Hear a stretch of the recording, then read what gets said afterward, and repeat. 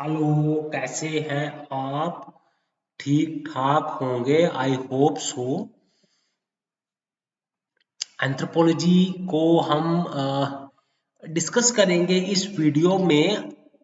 Random topic उठाते हैं। Let us सी हम कैसे प्रोसीड करते हैं। मैं आपको बताऊंगा एंथ्रोपोलॉजी क्या करती है, क्या स्टडी करती है, इसके टेक्निक्स क्या हैं। पेपर 1 पेपर 2 के सिलेबस में जितने भी टॉपिक्स हैं उस पे मैंने वीडियोस बनाई हुई हैं। आप वीडियोस को वॉच करें, लिसन करें और अपनी नॉलेज एनहांस करें। हाँ, मैंने शुरू किया है। जो टॉपिक्स होते हैं उनको मैं अपने उसको आ, एक जनरल ओवरव्यू डिस्कशन करने की कोशिश करते हैं। उसको हम रियल वर्ल्ड के साथ उसका लिंकेजेस बनाते हैं। हम केस स्टडीज को स्टडी करते हैं। हम एंथ्रोपोलॉजिस्ट के बारे में पढ़ते हैं। ईबी टेलर का नाम मैंने बड़ी बार जिक्र किया है अपनी लेक्चर्स में।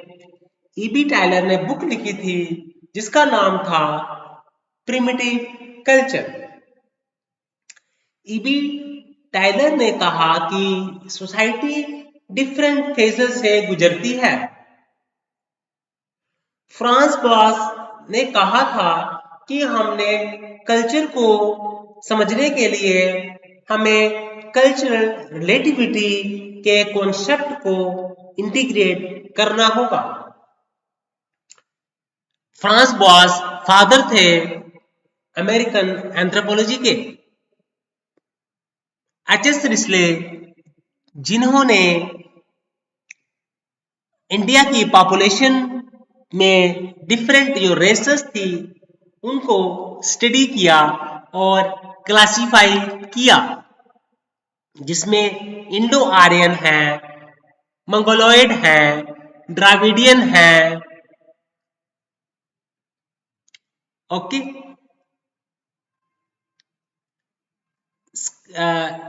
स्काइथो द्राविडियन है, क्योंकि डिफरेंट एनवायरनमेंट यहाँ पे पाए जाते हैं। बॉडी बायोलॉजिकली अडेप्ट करती है एनवायरनमेंट के साथ।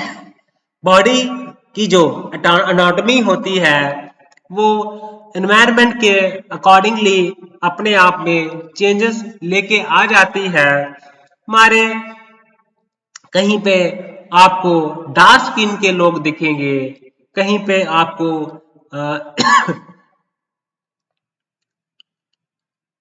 फेयर स्किन के लोग दिखेंगे, क्योंकि ये जो लोग हैं एनवायरनमेंट में रहते हैं, डिफरेंट एनवायरनमेंट में रहते हैं और उनमें फीचर्स डेवलप हो जाती हैं। गुरे ने भी रेशियल क्लासिफिकेशन को स्टडी किया था, साइंटिफिक वे में रेशियल क्लासिफिकेशन की थी। जो एच.एस. रिस्ले था वो कहीं ना कहीं कॉलोनियल से पावर से इन्फ्लुएंस थे। जीएस गुरे ने साइंटिफिक तरीके से रेसेस जो पाई जाती हैं इंडिया के अलग अलग कॉर्नर्स में उनको डिस्क्राइब किया। नेग्रिटो हैं यहाँ पे, अंडमान एंड निकोबार आइलैंड में रहते हैं। ओंगीस जरावास की बात मैंने बताई है आपको। वो क्या करते हैं, हंटिंग गैदरिंग करते हैं। वो उनका सर्वाइवल मोड में वो रहते हैं हर वक्त। हम जो हमारे जो एंशियंट एंसेस्टर्स थे वो भी ट्राइबल्स की तरह ही जीते थे। उनका सिंपल प्रिमिटिव कल्चर होता था, प्रिमिटिव सोसाइटी होती थी। और मैरिज की मैं बताऊं कि एक कंपोनेंट है प्रिमिटिव सोसाइटी का, में ये स्टार्ट हुआ था, आज भी मैरिजेस एग्जिस्ट करती हैं, फॉर्म्स इसकी वेरी करती हैं। जीबी मर्डॉक, वेस्टर्न मार्क, है ना, Kathleen go and Radcliffe brown ने, इन्होंने मैरिज को डिफाइन किया था। रैडक्लिफ ब्राउन ने बताया कि मैरिज का एग्जिस्टेंस हो जाना क्योंकि ये फंक्शंस को परफॉर्म करता है, और जो दूसरे एंथ्रोपोलॉजिस्ट हैं थे उनमें मैं बता दूं, उन्होंने भी कहा कि मैरिज की शुरुआत हमारे, मैं एक बताता हूं पुराने टाइम में क्या होता था। सोसाइटी में लोग रहते थे, एज सच मैरिज का कॉन्सेप्ट नहीं था, तो अब किसका पेरेंट्स ऑफस्प्रिंग की मदर का तो पता चलता था लेकिन फादर का पता नहीं चलता था, कन्फ्लिक्ट्स हो जाते थे, है ना। तो सोसाइटी में एक कन्फ्लिक्ट लेस सोसाइटी बनाने के लिए अब एल्डर्स जो लोग थे वहां ट्राइबल सोसाइटी में, जहाँ हमारे प्रिमिटिव कल्चर में, उन्होंने ये डिसाइड किया हुआ कि हम क्या करेंगे, अब बच्चे को लेजिटिमेट चाइल्ड बनाने के लिए हम मैरिज करानी पड़ेगी, ताकि जो मेल है फीमेल है वो एक दूसरे के साथ ही सिर्फ पर्टिकुलर मेल के साथ या पर्टिकुलर फीमेल के साथ ही सेक्सुअल रिलेशनशिप बनाएंगे। इससे एक चीज तो कंफर्म हो जाती है कि बच्चे का बाप कौन है। ओके, तो ये चीजें आ गई। पहले वो था प्रोमिस्क्यूटी थी, कोई किसी के साथ भी सेक्सुअल रिलेशनशिप बना के रखता था। तो अब मैरिज का आना से ये हुआ कि अब ड्यूटीज असाइन हो गई, जो अब पेरेंट जो फादर था वो जब डिसाइड हो जाता था मैरिज से, तो अब उसकी रिस्पॉन्सिबिलिटी, पेरेंट की रिस्पॉन्सिबिलिटी बनती थी कि बच्चों का पालन पोषण करें। ओके, तो मैरिज जब बन गई तो वैसे ही फैमिली भी बन गई। फैमिली की डिफरेंट फॉर्म्स हैं, मैंने बताया आपको। कहीं पे रेजिडेंस के बेस पे फैमिलीज होती हैं, डिसेंट के बेस पे फैमिलीज होती हैं, स्ट्रक्चर के बेस पे फैमिलीज होती हैं। तो इनके अपने फैमिली का आ जाना, ये डिफरेंट फंक्शंस इसने किए। एक तो बच्चों का पालन पोषण किया, बच्चों को सोशलाइज किया, बच्चों को एजुकेशन दी गई, है ना, बच्चे के अंदर डेवलपमेंट कराई गई, फैमिली के द्वारा कराई जाती है, फैमिली करती है बच्चों की डेवलपमेंट, बच्चों की सोशलाइजेशन जो है वो फैमिली में होती है, बच्चों की एजुकेशन फैमिली में होती है। अब जो फैमिली के मेंबर्स होते हैं वो इकोनॉमिकली एक दूसरे के ऊपर डिपेंडेंट होते हैं। ओके, एक ही रेजिडेंस, कॉमन रेजिडेंस होता है, बच्चे फैमिली जिसमें जाके वो सारे इकट्ठे मिलके रह सकते हैं, तो ये है फैमिली, ये है फैमिली। तो हमने जेनेटिक्स को भी पढ़ा, हमने जेनेटिक्स है क्या, कि हमारे अंदर जीन्स होते हैं, क्रोमोसोम्स होते हैं, क्रोमोसोम्स जो एक जीन्स क्या होता है, एक डीएनए क्या होता है, डीएनए के अंदर जेनेटिक इंफॉर्मेशन होती है जो कि ऑफस्प्रिंग को ट्रांसमिट होती है पेरेंट्स के द्वारा। तो अब बच्चे की स्किन का कलर क्या होगा, बच्चे का नोज फॉर्म कैसी होगी, आई का कलर कैसे होगा, हाइट जो है ना, तो ये सारे डायमेंशंस जो हैं ह्यूमन बीइंग की, ह्यूमन एंड स्पीसीज की, ये डिपेंड करती हैं जेनेटिक फैक्टर्स के ऊपर। आप जानते हैं कि जीन्स जो है इनहेरिट होते हैं मदर से और फादर से, तो इसको जीन्स को स्टडी करना कितना आवश्यक है, जीन्स को स्टडी करना। हम इसमें जीन्स की वजह से, अबनॉर्मल जीन्स की वजह से, क्रोमोसोमल अबनॉर्मलिटीज की वजह से, क्रोमोसोमल्स में स्ट्रक्चर में या न्यूमेरिकल एबरेशंस आ जाने से, तो बड़ी सारी डिसीजेस का उत्पन्न हो जाना ये नॉर्मल सी बात है। इस पे हम पढ़ते हैं दो तरह के क्रोमोसोम्स में, हमने बताया आपको जो 22 पेयर्स होते हैं आउट ऑफ 23 पेयर्स, वो ऑटोसोम्स होते हैं और एक जो क्रोमोसोम का पेयर होता है वो सेक्स क्रोमोसोम होता है। अब सेक्स क्रोमोसोम में अनोमली की वजह से जो होती हैं डिसऑर्डर्स, उनके नाम मैंने बताए हैं आपको। क्लीनफिल्टर सिंड्रोम है, ठीक है, टर्नर सिंड्रोम है, सुपर सेक्स है, ट्रिपल सुपर सेक्स है, सुपर फीमेल है ना। ऐसे ही ऑटोसोमल एबरेशंस की वजह से क्रोमोसोम्स, जो ऑटोसोम्स के ऊपर जो डिफेक्ट्स आ जाते हैं, उसकी वजह से जो हम डिफेक्ट्स देखते हैं उनको हम बोलते हैं क्या, ऑटोसोमल अबनॉर्मलिटीज। ओके, तो उसमें हमने डिस्कस किया था आपको Patau syndrome, Edward syndrome, downward syndrome, okay, then cri du chat syndrome. ये सिंड्रोम्स होते हैं, इसमें बॉडी में फिजिकल चेंजेस दिखते हैं, हार्ट्स में डिफेक्ट दिखता है, बॉडी डिफॉर्मिटीज होती हैं, वेब्ड नेक होता है फीमेल्स में, कुछ डिसीजेस मेल्स में होती हैं, कुछ डिसीजेस फीमेल्स में होती हैं, मेन में की हाइट लंबी होती है, टेस्टिस की डेवलपमेंट कम होती है। ओके, तो मेंटल रिटार्डेशन होती है, बॉडली डेवलपमेंट जो है वो लो होती है।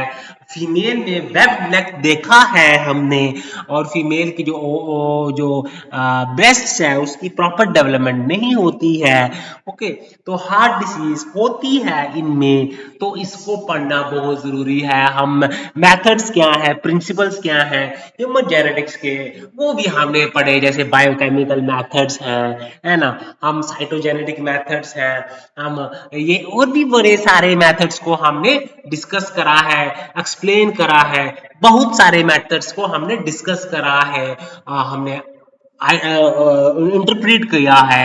ओके, तो इनको हम क्या करते हैं, हम फैमिली ट्री एनालिसिस करते हैं, हम अडॉप्शन स्टडीज करते हैं, हम बच्चे की स्टडी करते हैं, एक बच्चा को कंपेयर करते हैं बायोलॉजिकल पेरेंट्स के साथ, या फिर चाइल्ड को कंपेयर करते हैं हम अडॉप्टेड फादर के साथ, और हम ये स्टडी करते हैं कि जो अब इसमें पर्सनैलिटी की डेवलपमेंट में, बच्चे की ग्रोथ में अब जेनेटिक फैक्टर कितना रोल प्ले करता है, एनवायरनमेंट कितना रोल प्ले करता है, वो हम स्टडी कर पाते हैं। किससे हम स्टडी कर पाते हैं? कोटविन मेथड से, हम फॉस्टर चाइल्ड मेथड से, है ना।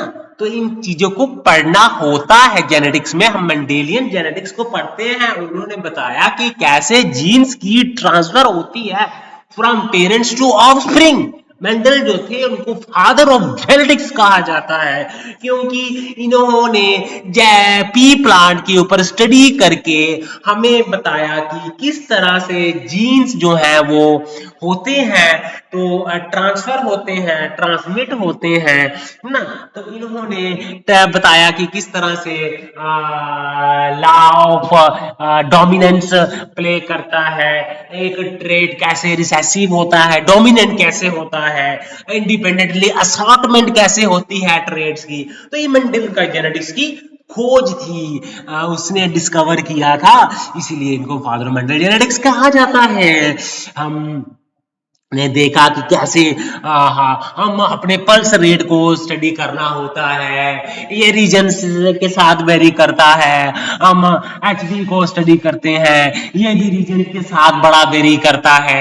हम उस पे रेस्पिरेटरी सिस्टम जो है, ये फिजियोलॉजिकल कैरेक्टरिस्टिक्स को हम स्टडी करते हैं, बहुत जरूरी होता है। हेमोग्लोबिन लेवल क्या है उसको हम स्टडी करते हैं। अब हेमोग्लोबिन का वर्क क्या है, ऑक्सीजन को कैरी करता है बॉडी में, और हेमोग्लोबिन आप देखोगे कि जब आप हाई एल्टीट्यूड रीजन में रहते हैं, जब वहां पे जो लोग हैं उनमें हेमोग्लोबिन की मात्रा ज्यादा होती है, क्योंकि उनको ऑक्सीजन जो है वो ज्यादा कैरी करनी होती है बॉडी के अंदर। आप देखते हैं किस तरह से ठंड में जो है बाल आपके खड़े हो जाते हैं, पाइलो इरेक्शन होती है ना। ठीक है, पायरोफिलाइशन होती है, बाल जो है वो नीचे बैठ जाते हैं गर्मियों के इलाकों में। ओके, आप देखते हैं कि जो इन्विट्स हैं वो उनकी बॉडी जो है वो स्टॉकी होती है, क्योंकि हीट को उनको ऑब्जर्व करके रखना होता है, हीट को रेडिएट नहीं होने देते हैं, क्योंकि ठंड से उनको ये स्टॉकी बॉडी उनको बचाती है। ओके, तो ठंड की से ये स्टॉकी बॉडी उनको बचाती है। किसको बचाती है? इन्विट्स को बचाती है। वैसे ही हम देखते हैं जो इक्वेटोरियल रीजन में अफ्रीकन डेसर्ट्स में जो मसाई ट्राइब है, न्यूर्स ऑफ सुडान है, तो ये ट्राइब्स क्या कैसे एडजस्ट करते हैं? ये लंबे होते हैं, लंबे होने की वजह से ये क्या होता है, मैंने बर्गमैन रूल्स पढ़ाया है, एलन्समैन रूल्स को पढ़िए, आप डिस्कस करिए क्या लिखा है उसमें।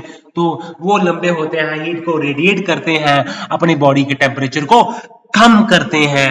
ओके, तो उनके बॉडी जो होती है वो लाइटर होती है। ओके, क्योंकि हीट की वजह से ये सारा फिनोमेना जो है हॉट क्लाइमेट की वजह से होता है।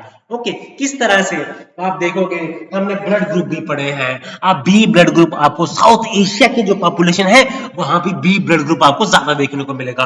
अब आप यूरोपियन पॉपुलेशन को स्टडी करते हैं तो वहां पे आपको ओ ब्लड ग्रुप जो है वो डोमिनेंट मिलता है वहां पे।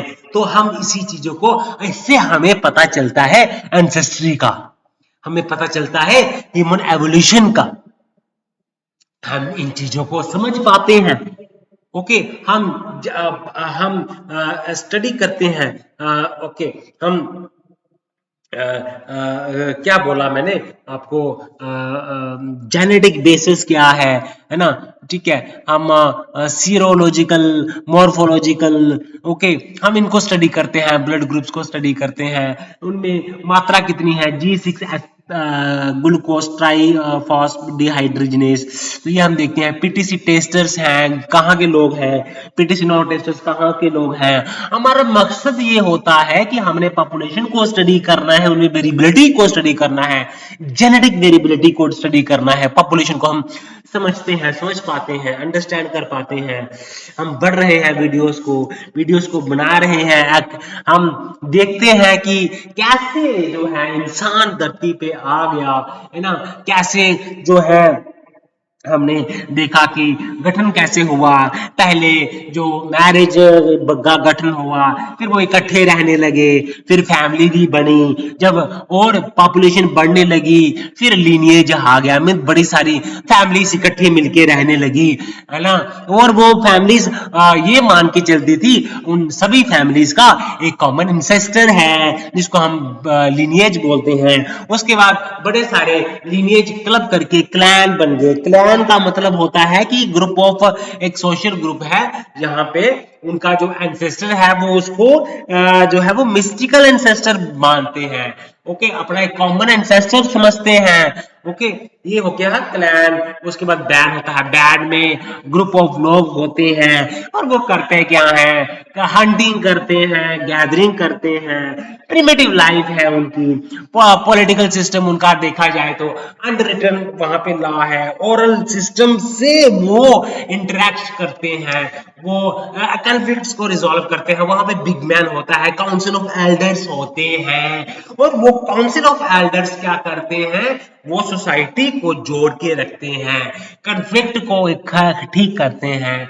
आप उनमें देखो कि हमने देखा कि रिलीजियस भी उनमें होता है, प्रिमिटिव रिलीजियन होता है, एनिमिज्म है क्या बेसिकली। अब तो साइंस, अब तो हम एडवांस सोसाइटी में रह रहे हैं। जब प्रिमिटिव सोसाइटी के जो लोग होते थे वो क्या करते थे, वो कहते थे कि अगर कोई मर जाता है तो आफ्टर डेथ क्या है ना, बड़े सारे क्वेश्चंस थे, तो उनको आंसर्स चाहिए थे। इंसान मरने के बाद उसको क्या होता है ना, मरता क्यों है, क्यों बारिशें होती हैं, क्यों फ्लड्स आते हैं। तो ये सारे क्वेश्चंस का आंसर खोजने के लिए उसने क्या किया, बिलीव करना शुरू कर दिया। किस पे बिलीव करना शुरू कर दिया, सोल के ऊपर बिलीव करना शुरू कर दिया। ये सब जो है हमारे फोर फादर्स इस कार्यों को कर रहे हैं। इसलिए एनिमिज्म जो है वो क्या है, सोल में बिलीव करता है। एनिमिज्म क्या था, ये सबसे सिंपलेस्ट फॉर्म था रिलीजन का और अर्लीस्ट भी था ये फॉर्म रिलीजन का। तो यहां से शुरुआत होती है रिलीजन की। उसके बाद एनिमेटिज्म आता है, मैंने बताया है आपको। उसके बाद एनिमिज्म एनिमेटिज्म आता है ना। उसके बाद आप बात करते हैं फैटिसिज्म आता है। हम एक तलवार को, मैं आपको एग्जांपल देता हूं, हम तलवार को रखते हैं, उसको डेकोरेट करते हैं और उसकी पूजा करते हैं, है ना। कोई ऑब्जेक्ट है, आइडल है, उसकी मूर्ति बनाते हैं, मूर्ति पूजा करते हैं। That is something related with fetishism. उसके बाद पॉलिथिज्म आना शुरू हो गया। हम बिलीव करने लगे, बहुत सारे गॉड्स के ऊपर बिलीव करने लगे, सन को वर्शिप करने लगे, सुपरनैचुरल फोर्सेस को वर्शिप करने लगे, जिससे हमें नेचुरलिज्म जिसको हम बोलते हैं, that is also a form of religion. उसके बाद हम क्या करते हैं, उसके बाद हम पढ़ते हैं पॉलिथिज्म आता है, फिर मोनोथिज्म आता है, जहां पे हम बिलीव करते हैं। अब क्रिश्चियनिटी जो है, इस्लाम जो है, ये क्या है, एग्जाम्पल ऑफ मोनोथिज्म है। ये रिलीजियस है।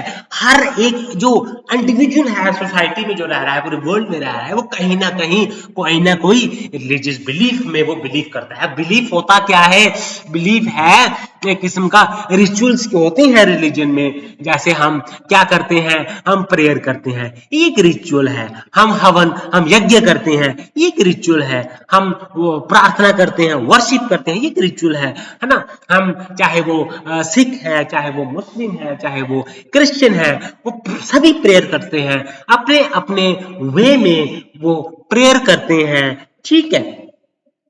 तो रिलीजन हर किसी न किसी फॉर्म में हर सोसाइटी में आपको एग्जिस्ट होता हुआ दिखता है। आज हम गाइस 2 घंटे की नॉन स्टॉप वीडियो में बनाने वाला हूं, जिसमें मैं आपके सामने जनरल एंथ्रोपोलॉजी है क्या बेसिकली उसको हम स्टडी करते हैं। अब हम देखिए पॉलिटिकल सिस्टम क्या है, कैसे वो एक सोसाइटी को रन करते हैं, कैसे जो अफेयर्स है सोसाइटी के अंदर वो कैसे चलते हैं। जैसे मैंने बताया बैंड्स बन गया, ये क्या है, पॉलिटिकल सिस्टम है, ठीक है। बैंड्स एक ग्रुप है जहां पे 25 से लेके 200 लोग रहते हैं साथ में मिलके, है ना। वो सिंपल उनकी इकोनॉमी होती है, ठीक है। वो क्या करते हैं, हंटिंग करेंगे, गैदरिंग करेंगे और सेल्फ सफिशिएंट इकोनॉमीज होती हैं, ठीक है। उसके बाद जब हमने बात करी ट्राइब्स की, ठीक है, बैंड्स आ गया, फिर उसके बाद ट्राइब्स आ गए, फिर चीफडम आ गए। हुआ क्या कि फिर धीरे धीरे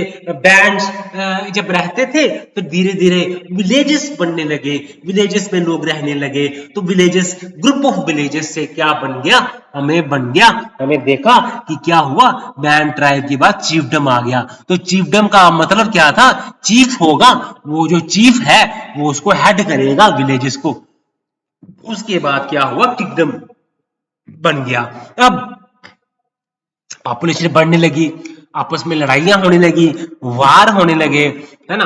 अब रिसोर्सेस, आपने देखा माल्थुसियन थ्योरी में हमने पढ़ा कि पॉपुलेशन हमेशा ग्रो करती है ज्योमेट्रिक मीन में, रिसोर्सेस ग्रो करते हैं अरिथमेटिक मीन में। तो रिसोर्सेस कम होने लगे, तो आपस में रिसोर्सेस के लिए वो फाइट करने लगे, वार्स होने लगे, ठीक है।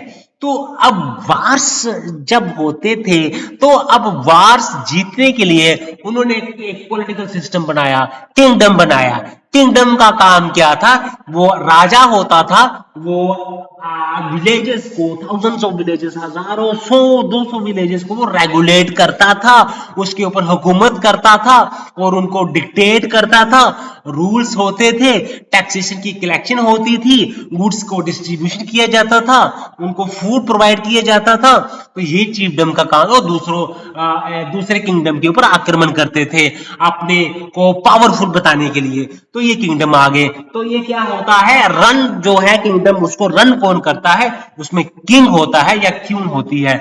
ये यहां पे भी आप देखते हैं कि आपको एक वेल डेवलप्ड पॉलिटिकल सिस्टम आपको देखने को मिलता है, आपको एडमिनिस्ट्रेटिव सिस्टम देखने को मिलता है, यहाँ पे टैक्सेशन की कलेक्शन की जाती है, यहाँ पे आपको कहीं ना कहीं आपको रिटन रूल्स यहाँ पे भी आपको हम देखते हैं किंगडम में। उसके बाद जब स्टेट आती है तो यहाँ पे एक फॉर्मलाइज्ड तरीके से पॉलिटिकल सिस्टम होता है, कॉन्स्टिट्यूशन होता है, जैसे इन रिपब्लिक ऑफ इंडिया क्या है, स्टेट है, यहाँ पे कॉन्स्टिट्यूशन है, यहाँ पे है ना, रिटन रूल्स है, कोडिफिकेशन है, लॉस की कोडिफिकेशन है, कोडिफाई किया है, रूल्स को हम इकट्ठे रह रहे हैं, हम मिलजुल के रह रहे हैं, तो रूल्स है ये बेटा, इसको समझना पड़ेगा। तो मेरे वीडियोस जो है वो ध्यान से सुनने पड़ेंगे, मैं वीडियोस को आपको लिंक करके समझाने की कोशिश कर रहा हूं, इसको समझिए, आपको आपको कहीं और जाने की जरूरत नहीं है, मेरे वीडियोस पे बने रहिए, आप सुनिए मेरे वीडियोस को,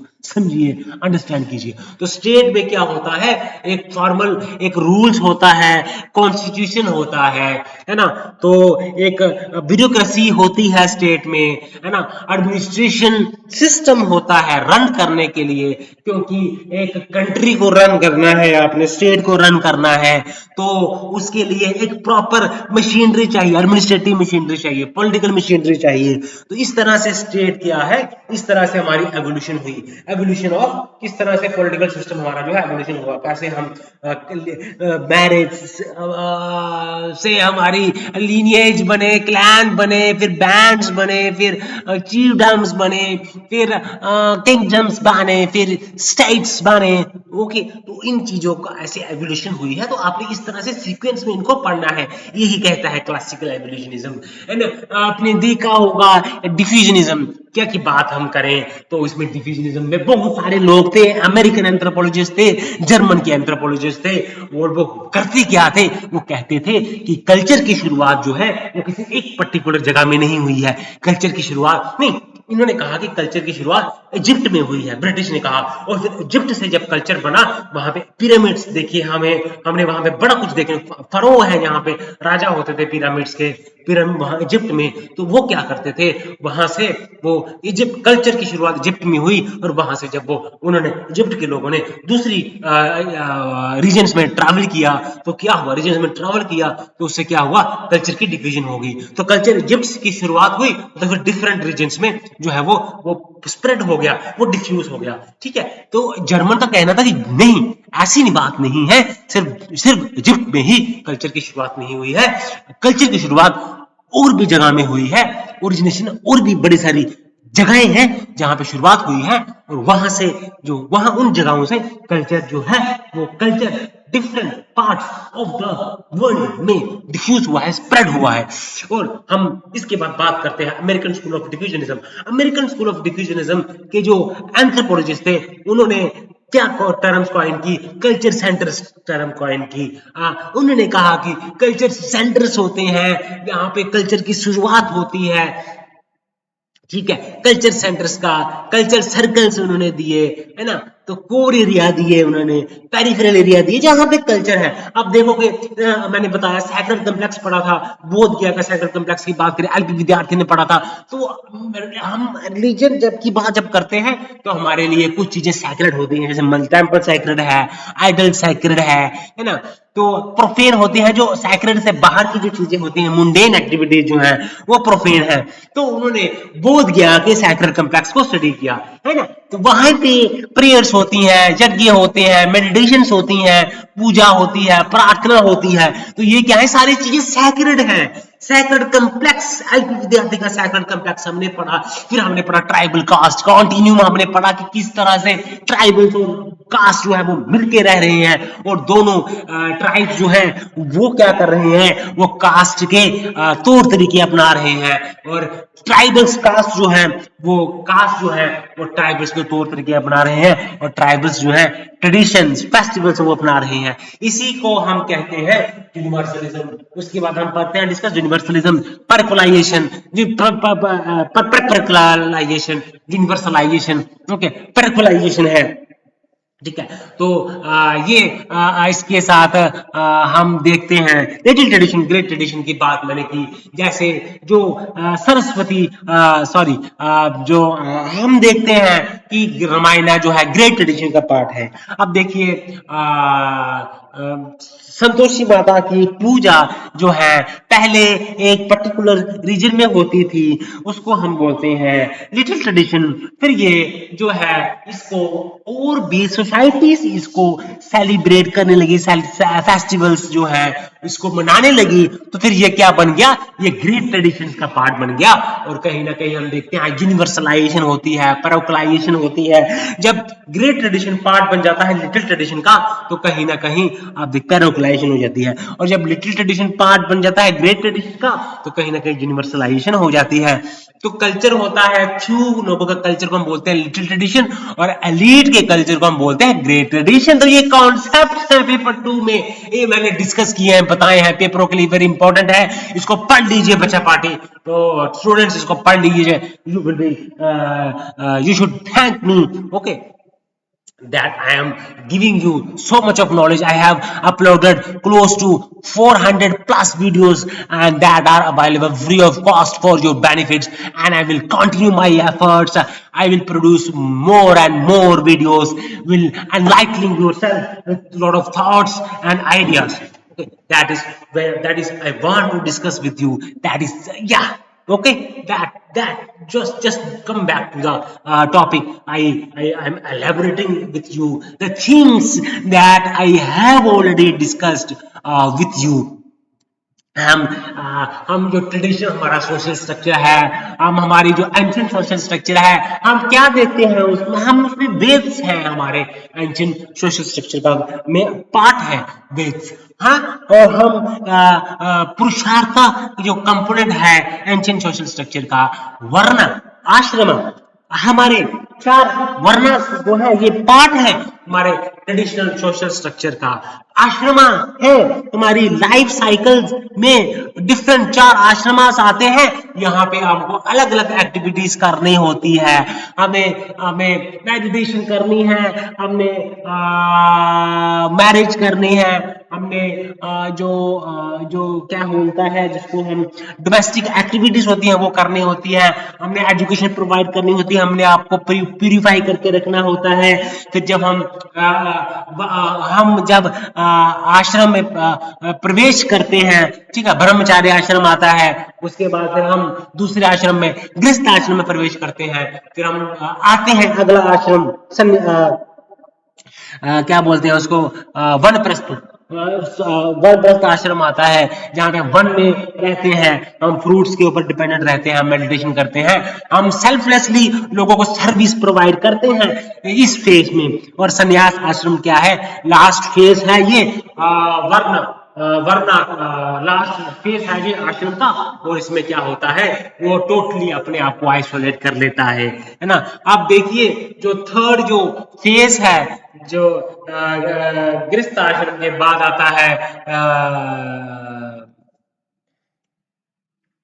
क्या बोलते हैं उसको, मेरे को भूल रहा हूँ, उसमें वाइफ को लेके जो है हस्बैंड रख सकता है अपने साथ, है ना, जंगल में भी रह सकता है। उसके बाद संन्यास आश्रम की बात करें तो वो कोशिश होती है कि मैं जो बर्थ और डेथ का जो सर्कल है इससे मैं अलग हो जाऊं और मैं मोक्ष की प्राप्ति करूं। तो ये है हमारा ट्रेडिशनल इंडियन सोशल स्ट्रक्चर, ये है हमारा ट्रेडिशनल इंडियन सोशल स्ट्रक्चर। इसको पढ़ना है, सोशियोलॉजिस्ट पढ़ते हैं, पढ़ना पड़ेगा, आपको अंडरस्टैंड करना पड़ेगा, तभी आपको एंथ्रोपोलॉजी की नॉलेज आएगी, detailed knowledge you will get about anthropology.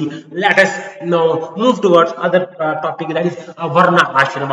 वर्ण क्या है, हमारा जो ट्रेडिशनल जो हमारा सिस्टम है ना, उसमें 4 वर्णास है, आज भी 4 वर्णास है। अब इसने जाति का फॉर्म ले लिया है, कास्ट का फॉर्म ले लिया है। अब हमें कास्ट दिखती है, जाति सांस दिखती है, हजारों में जातियां हैं, कास्ट है। पहले क्या होता था, ऑक्यूपेशन के बेस पे जो है वो वर्णास होता था, ठीक है। तो इसकी बड़ी सारी थ्योरीज है, कैसे ओरिजिनेशन हुआ वर्णास का, ठीक है। 4 वर्णास है, ब्राह्मण्स है, क्षत्रियस है, वैश्यास है, शूद्रास है। इनके काम अलग अलग है ना, इनके फेस्टिवल्स रिचुअल्स तक इनके अलग अलग है, ट्रेडिशंस इनके डिफरेंट है ना, ड्यूटीज रिस्पॉन्सिबिलिटीज हर एक को अपने अपने वर्णास की अलग अलग ड्यूटीज इनको करनी होती है। ओके, तो केस स्टडीज में भी मैं बताए हैं, मैंने आपको बता रहा हूं केस स्टडीज आपको रेलेवेंट कंटेम्प्रेरी टाइम पीरियड्स की केस स्टडीज कोट करनी पड़ेगी, आपको अच्छे मार्क्स तभी मिलेंगे। तो हम देखते हैं आश्रमास की बात कर रहे थे हम वनस वर्णास की बात कर रहे थे हम पुरुषार्थास, 4 पुरुषार्थास है। ओके, तो हम देखते हैं इसमें हम इसमें रिनास होते हैं, रिबर्थ होता है। ओके, तो पुरुषार्थ है, राइट है ना, हमें ऋण होते हैं हमारे, है ना, गॉड के प्रति ऋण होते हैं, गुरु के प्रति ऋण होता है हमारा, उस ऋण को चुकाना होता है। ओके, हमारे अतिथि के प्रति हमारा ऋण होता है ना। तो हम अगर हम अच्छे डीड्स करते हैं और हम प्रॉपरली, हमारा ट्रेडिशनल सोशल स्ट्रक्चर क्या बोलता है, अगर हम अपने डीड्स को हम डेडिकेशन के साथ फॉलो करते हैं, गुड डीड्स हम फॉलो करते हैं, ना कि बैड डीड्स हम फॉलो करते हैं, तो हम मोक्ष की प्राप्ति करेंगे और हम जीवन मरण के बंधनों से हम मुक्त हो जाएंगे। ओके, आपको लग रहा होगा कि मैं आज कोई शास्त्री बन गया हूं, आपको रिलीजियस बातें बता रहा हूं, आपको स्पिरिचुअल बातें बता रहा हूं। बिल्कुल यस, ये आपके सिलेबस में ये टॉपिक्स हैं, आपको इन चीजों को पढ़ना ही पड़ेगा, डिस्कस करना ही पड़ेगा। ओके, डिटेल में। तो मैं आपको रेलेवेंट करके आपको इसको रीसेंट एग्जांपल के साथ इसको समझाया है मैंने आपको कि किस तरह से सोसाइटी जो है हमारी रन करती है। हमारे ये जो वर्णास है, क्षत्रियास है, जो आश्रमास है, इनका रोल क्या है हमारी सोसाइटी में, ये कहीं ना कहीं सोशल चेंज लेके आती है, सोशल स्ट्रैटिफिकेशन की कार्य भी करती है ये। ओके, और हमारी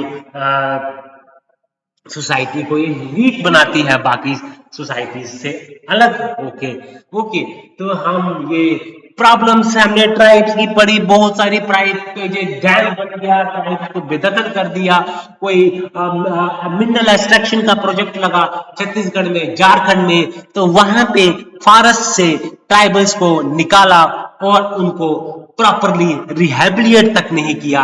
इसकी वजह से वो डिससेटिस्फाइड है, इसकी वजह से वो इलिटरेसी में चले जा रहे हैं, पॉवर्टी में चले जा रहे हैं, अनएम्प्लॉयमेंट, उनके पास अब नौकरियां नहीं है, है ना, उनके पास लेबर्स की नौकरियां हैं। तो अब जब वो नई जगह में जाते हैं, वहां का जो एनवायरनमेंट होता है उनको सूट नहीं करता है, वो बड़े सारे मेल न्यूट्रिशन से ग्रस्त हो जाते हैं, कैल्शियम से उनको वो रह जाते हैं, उसके बिना रह जाते हैं, प्रोटीन डेफिशिएंट डाइट्स वो लेते हैं क्योंकि वो फॉरेस्ट से अलग हो चुके हैं। ओके, लैंडलॉर्ड से वो लोन ले लेते हैं और वो क्या करते हैं, अपनी जमीन को गिरवी कर देते हैं लैंडलॉर्ड से। और लैंडलॉर्ड क्या करता है, वो जब ट्राइब्स जो है अपना लोन जो है वो चुकता नहीं कर पाता, तो लैंडलॉर्ड उसकी जमीन के ऊपर कब्जा कर लेता है और इससे उसकी प्रॉब्लम कम तो नहीं होगी, प्रॉब्लम्स इंक्रीज होगी, वो और जो है साइकोलॉजिकल इल हो जाएगा, वो इलिटरेट हो जाएगा, वो अनएम्प्लॉयड हो जाएगा। तो गवर्नमेंट ने मिनिस्ट्री ऑफ ट्राइबल अफेयर्स बनाई है, 6th शेड्यूल है, 5th शेड्यूल है, जो कि कॉन्स्टिट्यूशन में मेंशन्ड है किस तरह से एडमिनिस्ट्रेशन किया जा रहा है ट्राइबल एरियाज को, ट्राइबल स्टेट्स को, है ना। 5th शेड्यूल में, 6th शेड्यूल में ट्राइबल्स के लिए ट्राइबल्स एडवाइजरी काउंसिल है, ट्राइबल्स को बेनिफिट दिया जाता है, उनको लुक आफ्टर किया जाता है, उनके लिए हॉस्पिटल्स खोले गए हैं, उनको हेल्थ बेनिफिट दिया जाता है, उनके लिए मॉडर्न रेजिडेंशियल स्कूल्स खुले हैं जिनको एकलव्य स्कूल्स कहा जाता है, वहां पे उनको एजुकेट किया जाता है, मदर टंग में उनको एजुकेट करने की जरूरत है, क्योंकि ऐसे हम उनसे बेटर तरीके से करेक्ट करने के लिए सक्षम हो जाते हैं। तो लैंग्वेजेस की बात करें तो इंडो आर्यन लैंग्वेज ग्रुप है, इंडो ड्रोपियन लैंग्वेज ग्रुप है, प्रोटो एस्ट्रोलॉइड लैंग्वेज ग्रुप है, तिब्बतो चाइनीज लैंग्वेज ग्रुप है। तो डिफरेंट डिफरेंट लैंग्वेजेस है इंडिया में, वो अलग अलग ग्रुप से बिलोंग करती है। ओके, तो जो एच एस ऋषि थे, उन्होंने पीपल ऑफ इंडिया प्रोजेक्ट जो है वो चलाया था, प्रोजेक्ट के ऊपर काम किया था एच.एस. रिस्ले ने। तो इन्होंने जो है जो फिजिकल कैरेक्टरिस्टिक्स होती हैं इंसानों के बीच में, इसकी बेसिस पे इन्होंने रेसेस बनाई। तो इन्होंने कहा कि कहीं ना कहीं जो है बायोलॉजिकल बेसिस है रेसेस का, बट जो बुरे हैं उन्होंने कहा कि सोशल कल्चर की वजह से रेसेस का फॉर्मेशन हुआ है। ओके, तो साइंटिफिकली इस थ्योरीज को एक्सप्लेन किया गया है। तो मैं आपको बताया जा रहा हूँ, डिस्कस कराए जा रहा हूँ, आप ध्यान से सुनो मेरे वीडियोस को। lectures, listen to my lectures of anthropology in a very confident and in a relaxed manner. So tribals are facing a lot of problems. Yes, though there are panchayats, extensions to scheduled areas. That is, PISA Act was enacted in 1996. So Gram Sabha is there in the tribal areas, and if government is interested to set up any mineral extraction facility or any hydroelectric project or any other thermal project, then this tribal council decides whether that project should be allowed in the tribal areas or not. So such is the power that is given to the tribal peoples by the PISA Act. And also there's Forest Rights Act. Tribals were the king of the forest, but British did a lot of bad things to the tribals. Tribals exploited the forest resources. But British colonials said they categorized tribals as criminal peoples, so that led to alienation of tribes. So there they started struggles. These tribals revolted against the British colonial powers. Like there was Santal revolt, there was Munda revolt, there was Ho revolt. So what was the aim of this revolt? Tribal people wanted to highlight their grievances. They wanted to be a part of the mainstream societies. They want autonomy. They want autonomy from the government. They want to self-rule. So this regionalism was established concept came in the minds of the tribal people. So regionalism means when a group of people are living in a particular region, so there is a language associated with that region, there is a culture, a traditions, festivals associated with that region, and when that region is underdeveloped, so what happens? So there occurs a concept of religionism, and they have tendencies to consider their religion as one entity, and what they do, they revolt against the administration. They revolt against the administration and wanted the education, wanted jobs, wanted employments. Okay, wanted hospitals, so as to improve the nutritional status of the tribal people as well as the rural people. So people living in the rural areas, they don't have access to the nutritional food because of poverty, because of illiteracy. Okay, so there are the village studies were conducted. A lot of village studies were conducted, like Sacred Complex of Bodh Gaya was studied by LB Vidyarthi.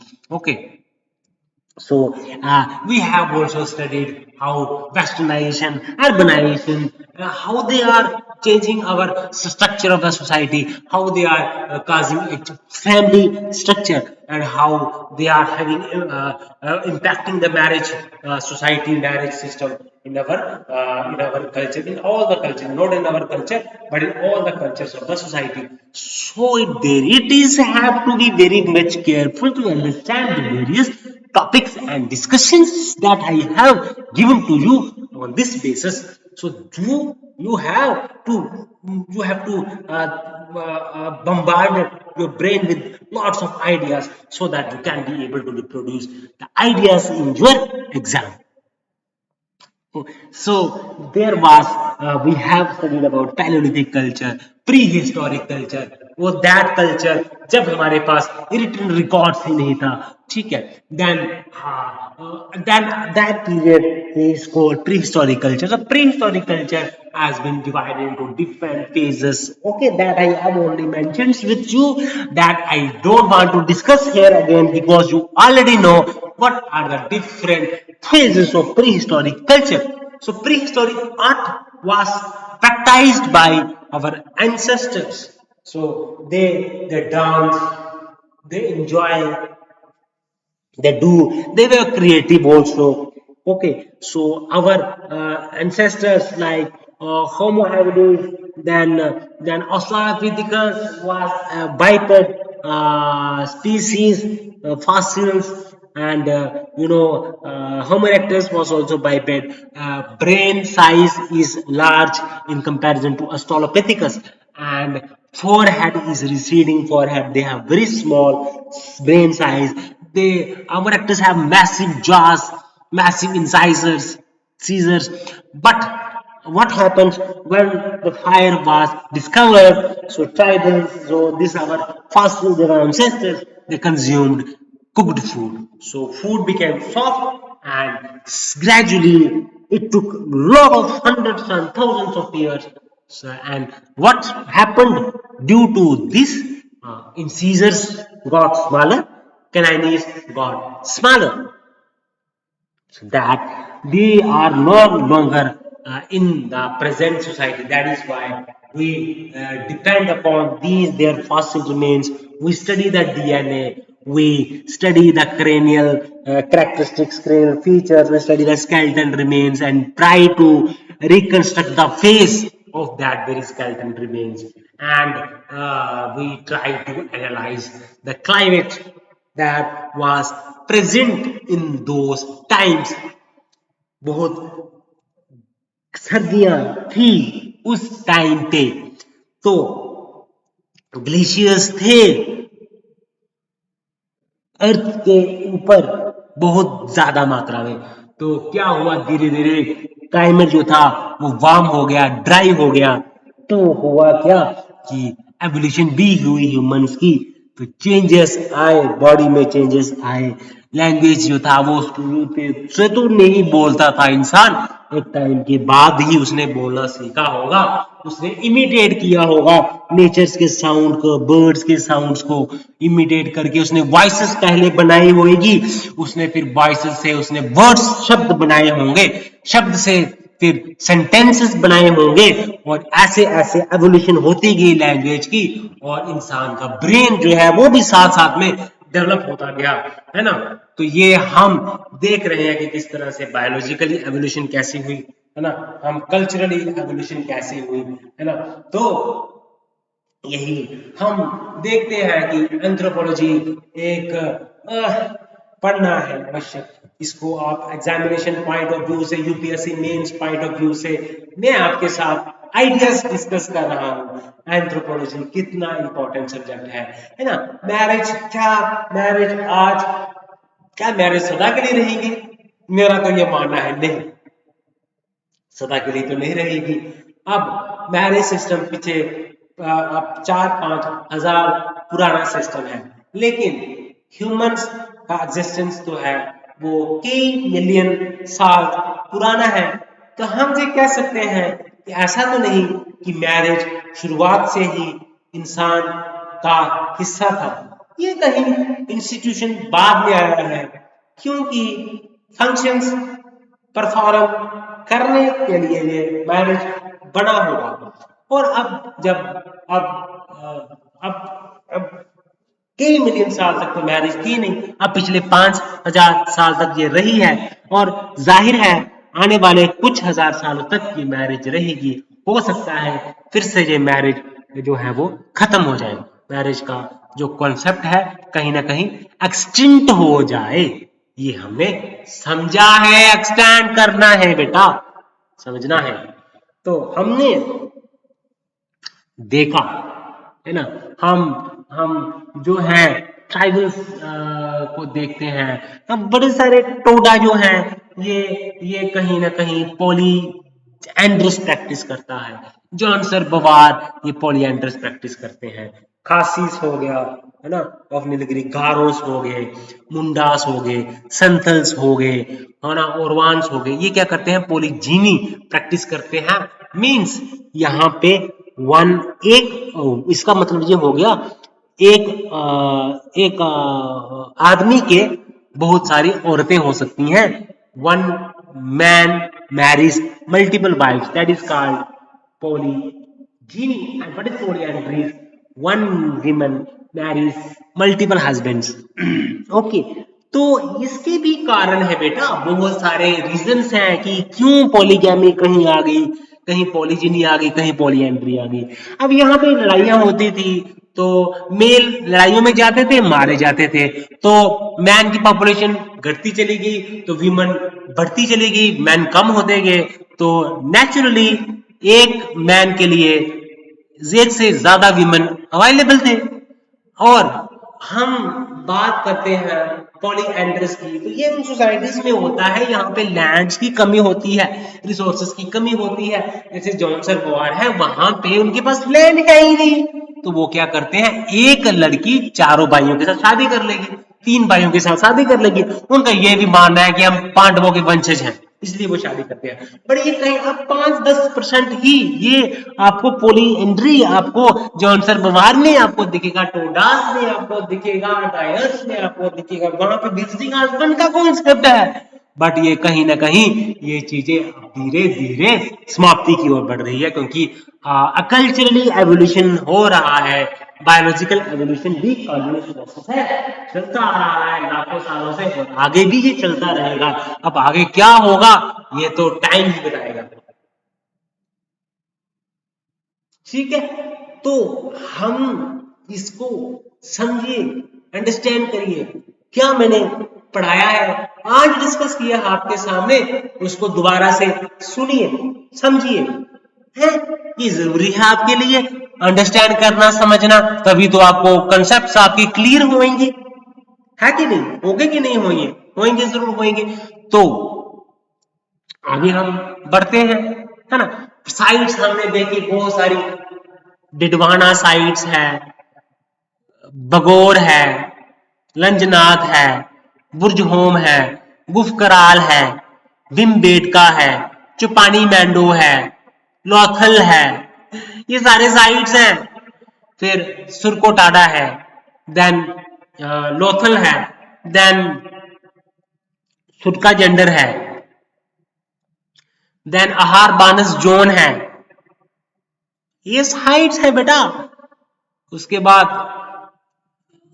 बगोर है, उसके बाद अराठी गढ़ी है, डिडवाना है, मोहनजोदारो है, हड़प्पा है, ये Indus valley civilisation का part है। इंडस वैली सिविलाइजेशन का पार्ट है। ये साइट्स के नाम आपको पता होने चाहिए और कहां कहां पे लोकेटेड है, और इन साइट्स पे हमें क्या क्या मिला है वो भी आपको याद करना पड़ेगा। मैंने अपने वीडियोस में आपको बताया है।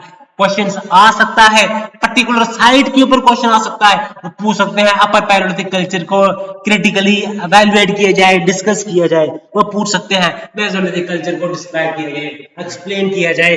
पहले टूल्स हमने देखा कि बड़ी सारी स्टोन टूल इंडस्ट्रीज को हमने एक्सप्लेन किया, लुमेक्विन पीरियड को एक्सप्लेन किया, old man stone tool industry को एक्सप्लेन किया हमने देखा, मोस्टेरियन स्टोन टूल इंडस्ट्री को किया, और इग्नेशियन स्टोन टूल इंडस्ट्री को किया। तो ये सारे स्टोन टूल इंडस्ट्री है, इसमें स्टोन्स की स्ट्रक्चर में चेंजेस आती है, स्टोन की फॉर्म में चेंजेस आती हैं।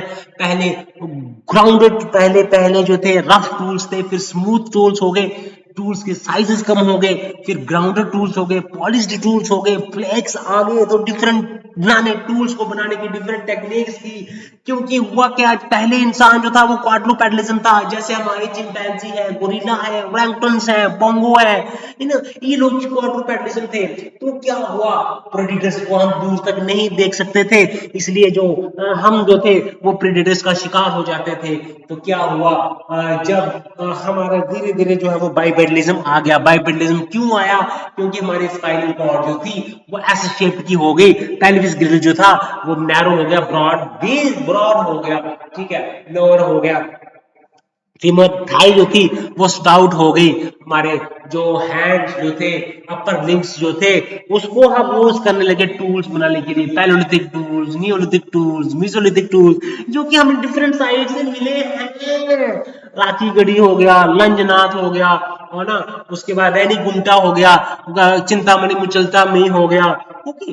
तो विम बेडका है, बगोर है, तो ये साइट्स हैं बेटा, वर्ल्ड की साइट्स हैं, तंजानिया है, ओल्ड वाइट जॉर्ज है, यहाँ पे होमो हैबिलिस मिले, फॉसिल्स के रिमेन्स मिले, साउथ अफ्रीका में साइट्स हैं बेटा, हमने यूरोप में साइट्स हैं बेटा, इसमें पैसिफिक ये एशिया में साइट्स है, चाइना में साइट मिली है, याओखाडियन नाम की साइट्स है, वहां पे पैकिंग लैंड मिला है, जावा आइलैंड में हमें हमें जेवानिकस, होमो इरेक्टस जेवानिकस हमें मिला है, होमो इरेक्टस हैडेलबर्ग जेनेसिस हमें मिला है यूरोप में, हमें सेंट एक्चुअल है, सेंट एबिविली, तो ये सारी साइट्स हैं, मोस्टियर ले मोस्टियर भी साइट है, यहाँ पे हमें टूल्स मिले हैं, डिस्कवर किए हैं, यहाँ पे हमें स्केलेटन रिमेन्स भी मिले हैं, हमें पता चलता है कि वो इकोनॉमिक एक्टिविटी क्या रही होगी उनकी, पॉलिटिकल एक्टिविटी कैसी रही होगी उनकी, ये हम समझ पाते हैं, हम स्केलेटन रिमेन से समझ पाते हैं इसको, हम उनका रिलीजन बिलीफ कैसा था उनका वो भी हम समझते हैं, हम बायोलॉजी सोशियो कल्चरल एवोल्यूशन हम समझते हैं, हम बायोलॉजिकल प्रोपोजिशन भी हम समझते हैं गाइस, तो इनको समझना है, इनको अंडरस्टैंड करना है। देखो गाइस, मैं आपको 2 घंटे की वीडियो बनाने वाला हूँ, लगातार मैं 2 घंटे तक मैंने सोचा हुआ है विदाउट एनी ब्रेक आपके सामने नए नए आइडियाज को डिस्कस करूंगा, नए नए व्यूज को डिस्कस करूंगा। अब प्राइमेट्स की बात कर लीजिए, प्राइमेट्स क्या, हम सारे मैमल्स की कैटेगरी की में आते हैं, प्राइमेट्स भी मैमल्स की कैटेगरीज में आते हैं, इनके कुछ कैरेक्टरिस्टिक्स हैं, इनकी बॉडी में हेयर होते हैं, इनकी आईज जो है फॉरवर्ड लुकिंग होती है, हैंड जो है इनका ग्रास्पिंग हैंड होता है, ओके। ये क्वाड्रुपेडलिज्म भी इनमें मिलता है, बाइपेडलिज्म भी इनमें मिलता है, ये कुछ जो है प्राइमेट ब्रेंचाइजेशन करते हैं, कुछ जो है वो एर्बोरियल है, ट्रीज के ऊपर रहते हैं, कुछ वो जो है वो टेरेस्ट्रियल है, वो ग्राउंड के ऊपर रहते हैं, बड़े बड़े हैं, ठीक है, नकल वॉकिंग करते हैं कुछ, तो ये प्राइमेट्स हैं। प्राइमेट की टैक्सोनॉमी की बात करें, हमने देखा कि कैसे लोअर प्राइमेट्स हैं, हायर प्राइमेट्स हैं, हमने देखा कि लॉरिसस है, लॉरिसस है, एंथ्रोपाइडा है ना, ओल्ड वर्ल्ड मंकी है, न्यू वर्ल्ड मंकी है, ओल्ड वर्ल्ड मंकी में स्पाइडर मंकी आता है, नहीं, न्यू वर्ल्ड मंकी में स्पाइडर मंकी आता है, ओल्ड वर्ल्ड मंकी में लंगूर आता है, ओके। तो ये हम प्राइमेट्स हैं। उसके बाद होमिनाइड्स आता है, होमिनिडाई आता है, होमिनाइड्स आते हैं जिसमें ओरंगुटन, चिंपैंजी, गोरिल्ला आते हैं, है ना। उसके बाद ह्यूमंस भी आता है, उसमें हमारे 3 रिलेटिव मिलते हैं, ग्रीमाल्डी, चांसलेट, है ना, और एक और रिमेन्स हमें मिलता है होमोसैपियंस का। होमोसैपियंस किस पीरियड में आ गए थे, अपर पैलेयोलिथिक पीरियड में आ गए थे, निएंडरथल्स जो है मिडिल पैलेयोलिथिक पीरियड में आ गए थे, होमो इरेक्टस जो है वो लोअर पैलेयोलिथिक पीरियड में आ गए थे। लोअर पैलेयोलिथिक पीरियड में फायर की डिस्कवरी शुरू हो गई थी, पोट्री भी इन्होंने डिस्कवर की, ग्रेन्स को स्टोर करने के लिए, वाटर को स्टोर करने के लिए, आर्ट भी किया, आर्ट में इन्होंने हंटिंग सीन्स को दिखाया, क्योंकि ये करते थे क्या, हंटिंग करते थे, जंगलों में करते थे, सरवाइव करने के लिए हंटिंग करते थे, फूड कलेक्शन करते थे, तो इन्हीं चीजों को वो जो है वो डिपिक्ट करते थे आर्ट। और रहते कहाँ थे, केव शेल्टर्स में, रॉक शेल्टर्स में रहते थे, तो केव्स के ऊपर ही वहां पे पेंटिंग्स हमें मिलती है, इनकी बनाई हुई पेंटिंग्स हमें मिलती है। तो यही तो है कल्चर एवोल्यूशन, यही तो है कल्चर को स्टडी करना, जहां यही तो है, समझने की बात है। पढ़ो एंथ्रोपोलॉजी, देखो, समझो इसको क्या है, तो देखना है, आइडियाज कहाँ कहाँ पे आपको देखने हैं, समझने हैं, अंडरस्टैंड करने हैं, ओके। आपके टैक्सोनॉमी भी समझनी है आपको, कल्चर क्या है, एक कॉम्प्लेक्स गोल है, सिविलाइजेशन क्या है, इवॉल्व फॉर्म है कल्चर का, है ना। हमने जून यूनिवर्सिटी बार की कल्चर इकोलॉजी भी, दिया, उसने कंसेप्ट दिया और पढ़ा उसके बारे में। लेस्ले वाइट ने एनर्जी, थ्योरी ऑफ एनर्जी दी कि कैसे एनर्जी की कितनी इस्तेमाल होती है, उससे पता चलता है कि सोसाइटी कितनी सिविलाइज्ड है। तो ईवी टाइलर ने सैवेजरी, बार्बरिज्म और सिविलाइजेशन को बताया कि यही सोसाइटी जो है इन 3 देशों से गुजरी है। पहले मैजिक आया, फिर रिलीजन आया, फिर साइंस आई, इस तरह से एवोल्यूशन हुआ, ये भी बताया था। ठीक है, ईवी टाइलर ने। तो फंक्शनलिज्म की बात करें तो रेडक्लिफ ब्राउन ने कहा कि फंक्शनलिज्म डिफरेंट सोसाइटीज जो है, स्ट्रक्चरल फंक्शनलिज्म की बात करें, है ना, स्ट्रक्चरलिज्म की बात करें, लेवी स्ट्रॉस की बात करें, उसके बाद हम बात करें जो क्या करते हैं उनका नाम, सिंबॉलिक एंड इंटरप्रेटिव थ्योरी में बात करें हम, क्लिफोर्ड गिट्स की बात हम करते हैं, कर पाते हैं, अंडरस्टैंड कर पाते हैं। कॉग्निटिव थ्योरी, टाइलर और काउंसलिंग ने इसके ऊपर काम किया, बताया कि इंसान का थॉट प्रोसेस जैसा होता है वैसे ही वो कल्चर को बनाता है। हम कल्चर में सिंबल्स को समझना होता है, अंडरस्टैंड करना होता है, तभी हम कल्चर को समझ सकते हैं। बड़े तरह के सिंबल्स होते हैं। अब एक रिचुअल्स भी क्या है, सिंबल है। निनेम्बो सोसाइटी की एग्जांपल दी थी। बैलनीज को फाइट करते हैं, वो मुर्गों की लड़ाई लगवाते हैं, और जो मुर्गा जीत जाता है वो ग्रुप अपने आप को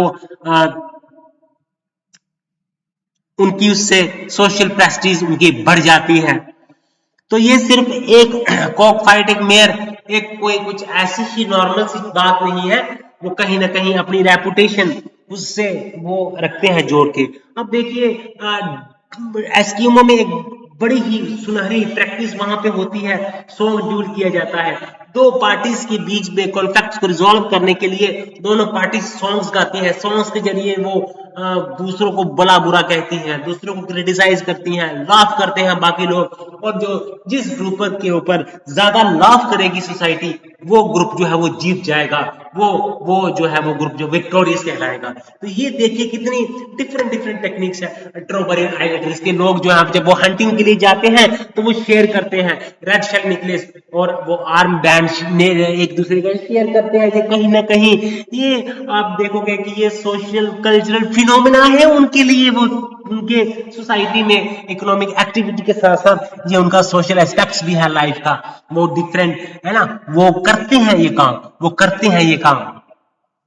ठीक है, तो हम देखते हैं कि जो लिमिनलिटी, विक्टर टर्नर ने बताया, कम्युनिटास के बारे में बताया कि कैसे जो है human being different stages of life से गुजरता है। जैसे वुमेन की बात करें तो जब उसका फर्स्ट प्यूबर्टी आती है, मेंस्ट्रुएशन उस पे आ जाता है, तो वो क्या करती है, वो अपने आप को मैच्योर समझती है, और उसको कुछ रिचुअल से गुजरना होता है, और उसको लोग जो कहते हैं कि इसमें अब वुमेनहुड आ गई है, उसमें ट्रांसफॉर्मेशन होती है। ठीक है, जिसको बोलते हैं कम्युनिटास, लिमिनैलिटी बोलते हैं।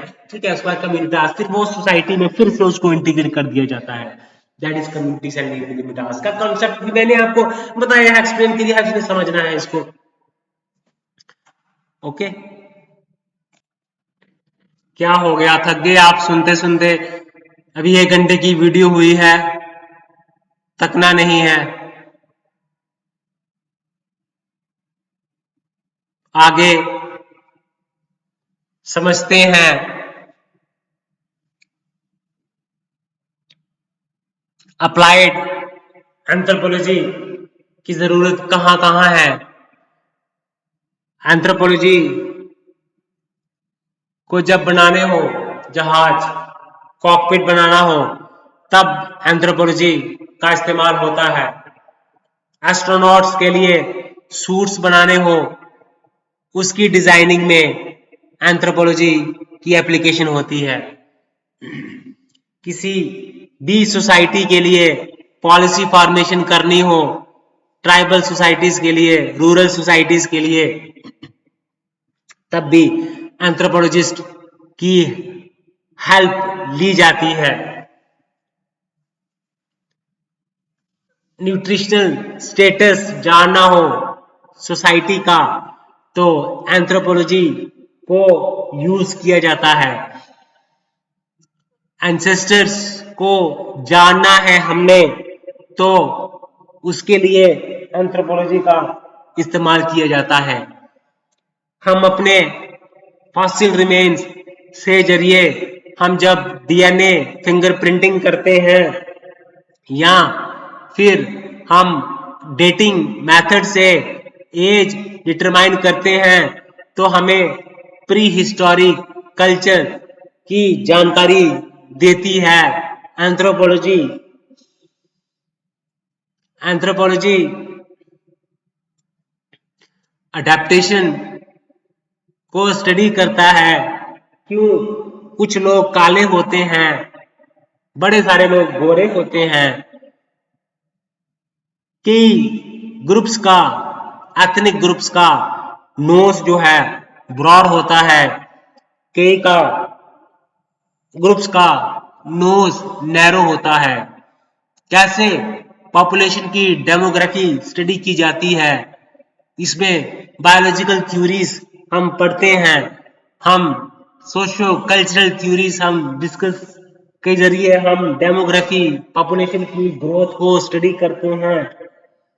हम कैसे लॉजिस्टिक कर्व, माल्थुसियन थ्योरी कैसे पॉपुलेशन ग्रोथ को एक्सप्लेन करती है, कैसे डाइट से पता चलता है ग्रोथ का।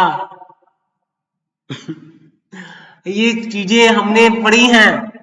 कैसे जो हमारे अंदर में डिफरेंट टाइप्स ऑफ सोमैटोटाइप्स होते हैं, एंडोमॉर्फी, एक्टोमॉर्फी, मीजोमॉर्फी, जिसमें different different methods of classification हमने डिस्कस करे हैं, ताकि हम कैटेगराइजेशन कर सके लोगों की, ह्यूमन पॉपुलेशन की। हम सिविलाइजेशन को स्टडी करें, कल्चर को हम इम्पैक्ट स्टडी करते हैं, एडेप्टेशन कैसे होती है, सोसाइटी का स्ट्रक्चर क्यों बना, क्या करता है सोसाइटी का स्ट्रक्चर, का रोल क्या है सोसाइटी के अंदर, डिफरेंट जो इंस्टीट्यूशंस हैं वो क्या है, कल्चर की कैसे वो है। हमने सिविलाइजेशन को पढ़ना है, हमने वेलफेयर मेजर्स कैसे लेने हैं, कैसे हमने रिहेबिलिएट करना है ट्राइबल पॉपुलेशन को, विलेज स्टडीज अंडरटेक करके हमने विलेज की सोशल इकोनॉमिक प्रॉब्लम्स को सॉल्व करना है, हेल्थ इश्यूज को सॉल्व करना है, कल्चरल कोई क्राइसिस है, पॉलिटिकल क्राइसिस है, उसको सॉल्व करना है ना। हम डेमोग्राफी क्यों, हमने ग्रोथ कैसे हो रही है पॉपुलेशन की, उसको हमने समझना है, अंडरस्टैंड करना है, ग्रोथ कैसे हो रही है समझना है। इसको देखो, आप आगे बढ़ो, समझो मैं क्या बता रहा हूँ, पढ़ो इसको, अंडरस्टैंड करो, सुनो मैं क्या बोलने वाला हूँ। मैं एंथ्रोपोलॉजी बोलने वाला हूँ, एंथ्रोपोलॉजी बताने वाला हूँ। क्या एंथ्रोपोलॉजी जरूरी है आज के कंटेम्प्रेरी वर्ल्ड में? यस, एंथ्रोपोलॉजी की बहुत ही आवश्यकता है कंटेम्प्रेरी वर्ल्ड में। एंथ्रोपोलॉजी से हम स्टडी कर पाते हैं हमारे ह्यूमन एंसेस्टर्स को, हम अपने ग्रोथ को भी हम स्टडी कर पाते हैं, जो हमारे डिफरेंट फेजेस होते हैं ग्रोथ एंड डेवलपमेंट को, वो हम इसके जरिए हम स्टडी करते हैं एंसेस्टर्स को। ओके, सो ये पढ़ो पढ़ो पढ़ो पढ़ो पढ़ो, तो हम समझो इसको, अंडरस्टैंड करो। अब ये घंटे की वीडियो हुई है, थकना नहीं है, बोलते जाना है, जो थॉट्स आते हैं एंथ्रोपोलॉजी के वो बोलते जाना है, फ्रीली फ्रैंकली है।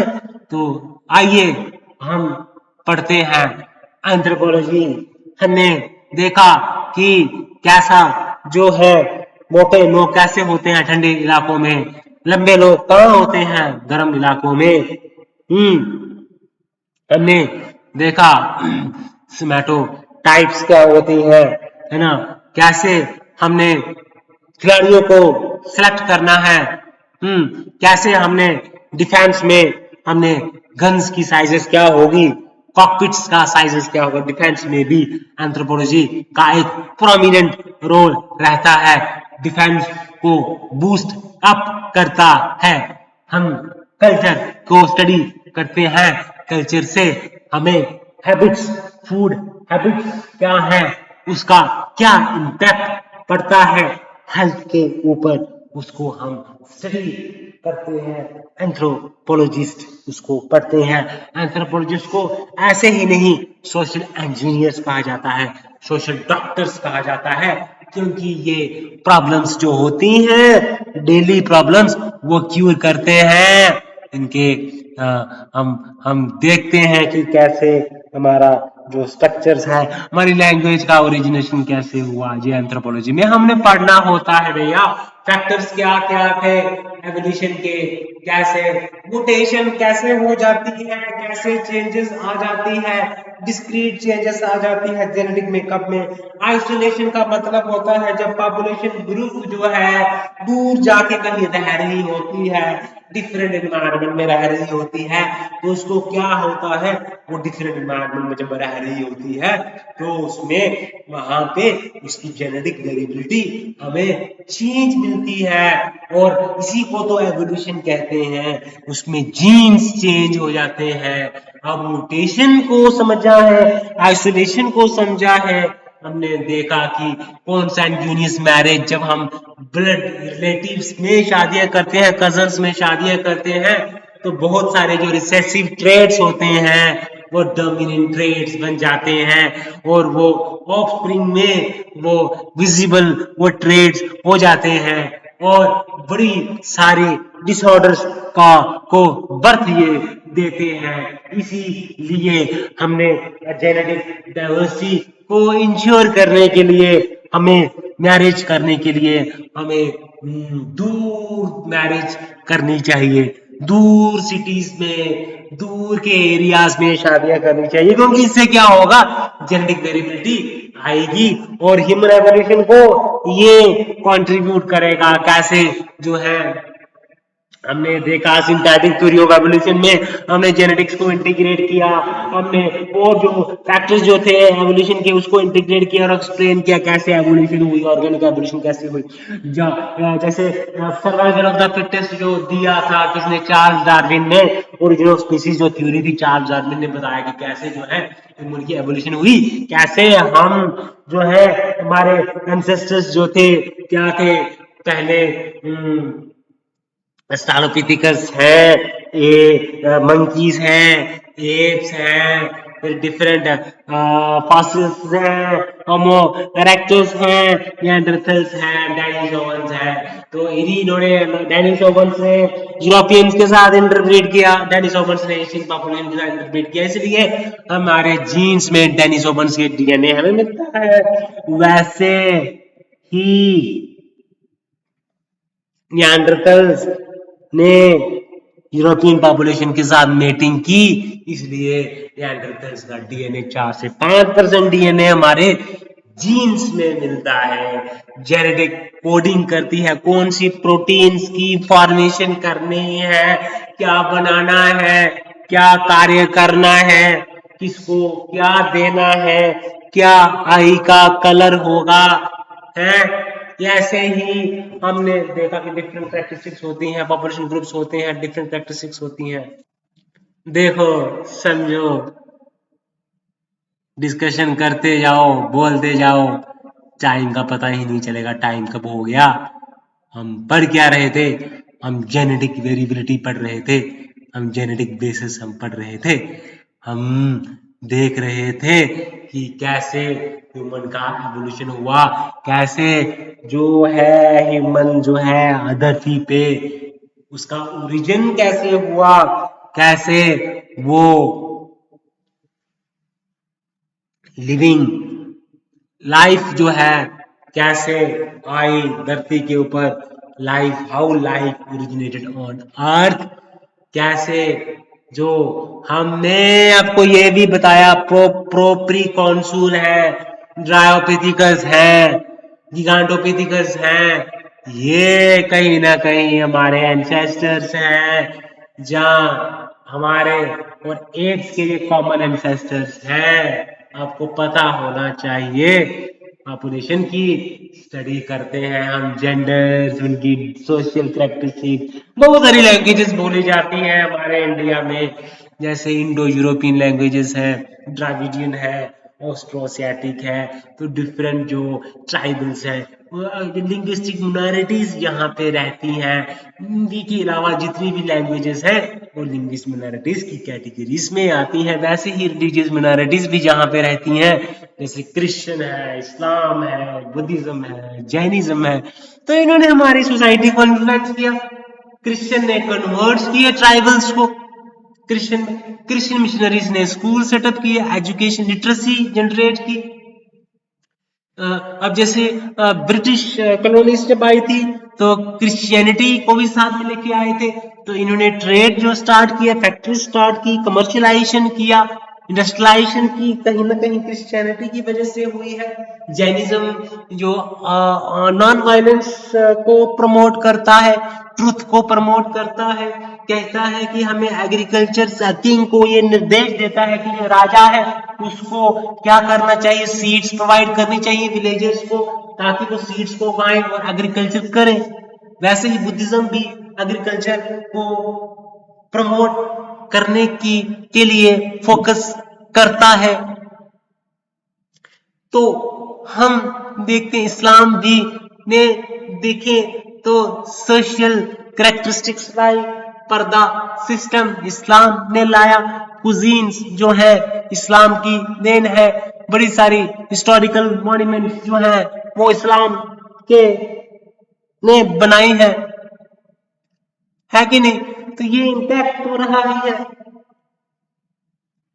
कैसे हमारी सोसाइटी इवॉल्व हुई है, हमारे अंदर जो है कैसे हमने देखा, जो चाहे वो माखन झा हो, चाहे एलटी विद्यार्थी हो, एम श्रीनिवासन हो, जिन्होंने बताया कि सोसाइटी में कैसे संस्कृताइजेशन हो रही है, वेस्टर्नाइजेशन हो रही है। इन्होंने अपनी बुक में बताया कि कैसे जो लोग सोसाइटी है वो हाई सोसाइटी का रूप ले रही है, जो जो लो कास्ट के लोग हैं वो हाई कास्ट के रिचुअल्स को अपना रहे हैं। तो हमने देखा कहीं ना कहीं अब जो रेशियल थ्योरी है, आर्यन इन्वेजन थ्योरी है, उसके ऊपर भी क्वेश्चन मार्क है। हम जो नॉर्थ इंडिया के जो लोग हैं वो आर्यंस हैं, साउथ इंडिया के द्राविडियंस हैं, ऐसा नहीं है, क्योंकि हम सब में जीन्स एक जैसे हैं, हमारे एंसेस्टर्स एक है, तो हम अलग कैसे हो सकते हैं? हम अलग नहीं है, हम एक ही जैसे हैं।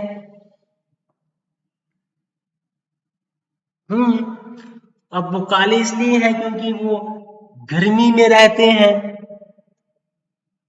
नॉर्थ इंडिया के लोग ठंड में रहते हैं, उनकी फेयर स्किन है। मंगोलॉइड स्किन के लोग कौन है? गारोस, खासीज, टोडास, नायर्स, ये द्राविडियन लोग हैं। मुंडास, संतल्स, होस, ये भी द्राविडियंस है। Okay, am I right? Am I right? Say loudly, am I right? Okay, let us move. हम पढ़ते हैं, आगे डिस्कस करते हैं, समझते हैं कैसे हम इसको समझेंगे। You understand my point?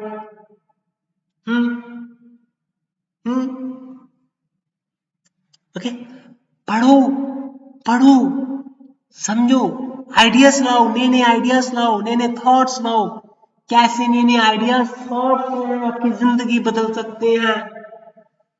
पढ़ो एंथ्रोपोलॉजी, यस, एंथ्रोपोलॉजी को समझो, देखो। तो हमने एसी दुबे हैं, उन्होंने विलेज के ऊपर स्टडीज की है। डी एन मजुमदार ने विलेज के ऊपर स्टडीज की हैं। तो बैरियल आल्बिन ने कहा था कि ट्राइब्स को अलग करके रखो, क्योंकि ये बुरे ने कहा कि ये ट्राइबल्स जो है वो बैकवर्ड हिंदूज है। गैरी रेलमन ने ट्राइबल्स को आइसोलेशनिस्ट कहा था कि ये रहते हैं बैकवर्ड एरियाज में, फॉरेस्ट में रहते हैं।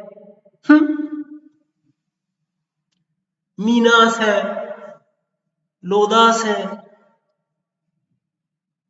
वारसीस है, वेस्टर्न इंडियन ट्राइब्स हैं। बड़ी सारी ये इनका सोशल लाइफ अलग है, पैस्टोरलिस्ट है, ये सेमी नोमैडिक लाइफ लेते हैं, ये फूड्स बनाते हैं, ग्रेन्स प्रोड्यूस करते हैं, यूटेंसिल्स बनाते हैं, डिफरेंट एक्टिविटीज करते हैं। ट्राइब्स हमारे एंसेस्टर्स हैं, हमारे एंसेस्टर्स भी प्रिमिटिव कल्चर्स में रहते थे, ट्राइब्स भी प्रिमिटिव कल्चर्स में रहते हैं अभी भी। ये हमारी कहीं ना कहीं हमारी ये प्री हिस्टोरिक में हम ऐसे जी रहे होंगे। अब देखा जाए ट्राइबल जो है वो अभी भी प्री हिस्टोरिक कल्चर्स में ही जी रहे हैं, अपने आप को ट्रांसफॉर्मेशन नहीं की उन्होंने। अब हम जो लोग हैं, हम लोगों ने अपने आप में ट्रांसफॉर्मेशन लाई है, टेक्नोलॉजी ने ट्रांसफॉर्मेशन लाई है। फूड हैबिट्स हमारे क्या हैं? अब देखिए, सिकल सेल ट्रेट की बात करें, हेमोफीलिया की बात करें, फिनाइल कीटोनुरिया की बात करें, तो ये जो ट्रेड है सिकल सेल ट्रेड, ये उस पॉपुलेशन में दिखता है यहाँ पे मलेरिया ज्यादा मात्रा में होता है। तो ये सिकल सेल ट्रेड कहीं ना कहीं हमारे वहां के जो लोग हैं उनकी बॉडी को मलेरिया रेसिस्टेंट बनाता है, इसलिए उनके अंदर सिकल सेल ट्रेड हो जाते हैं। जीन्स ऐसे होते हैं जो कि कोड करते हैं सिकल सेल ट्रेड को। तो देखना होता है, समझना होता है सोसाइटी को। तो कोई ऐसे रैंडम का टॉपिक सिलेबस से मैंने उठाई जा रहा हूँ, एक और उठा लेते हैं, देखते हैं कौन सा उठाते हैं। डोमिनेंट कास्टें होती हैं, जातियां होती हैं ऐसी। आप किसी सोसाइटी में रह रहे हैं, तो क्या होता है वहां पे एक कास्ट आपको ऐसे मिलेगी जिनके पास ज्यादा एग्रीकल्चर लैंड होगी, उनके पास इकोनॉमिक रिसोर्सेस ज्यादा होंगे, उनकी एक कास्ट होगी और वो उसको विलेज को रेगुलेट कर रहे होंगे, that is called dominant caste. अब ये हर डिफरेंट सोसाइटीज में डोमिनेंट कास्ट मिलती है।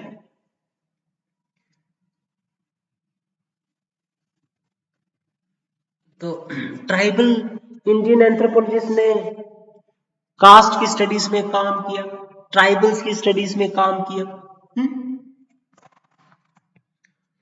तो हम देखते हैं इंडिया से कौन कौन से एंथ्रोपोलॉजिकल एविडेंसेस मिले।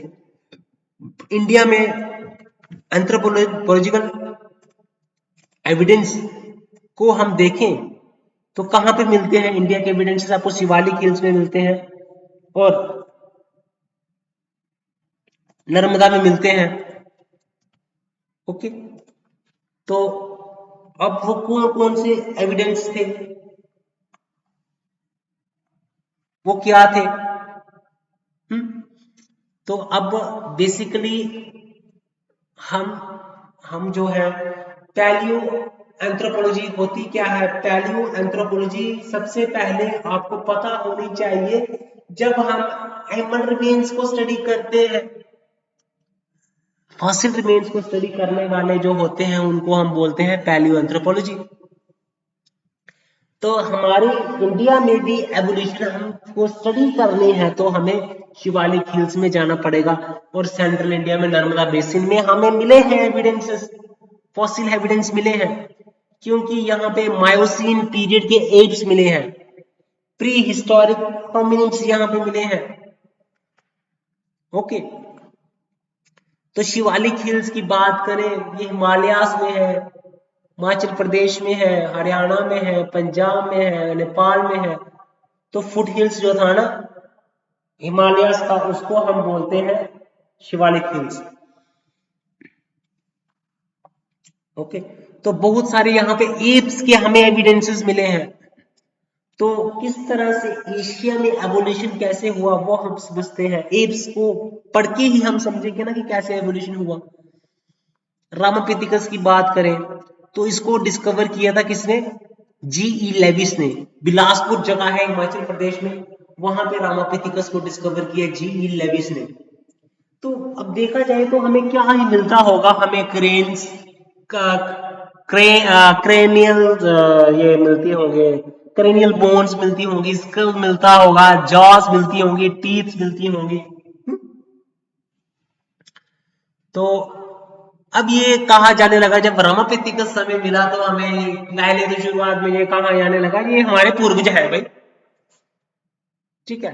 तो उसके बाद क्या हुआ, बाद में इसको फिर से और इसके ऊपर स्टडीज हुई, तो ये कहा जाने लगा कि ये शिवापिथिकस ही है, और ये फीमेल फॉर्म है शिवापिथिकस की, और ये ओरंगुटन से मिलता है।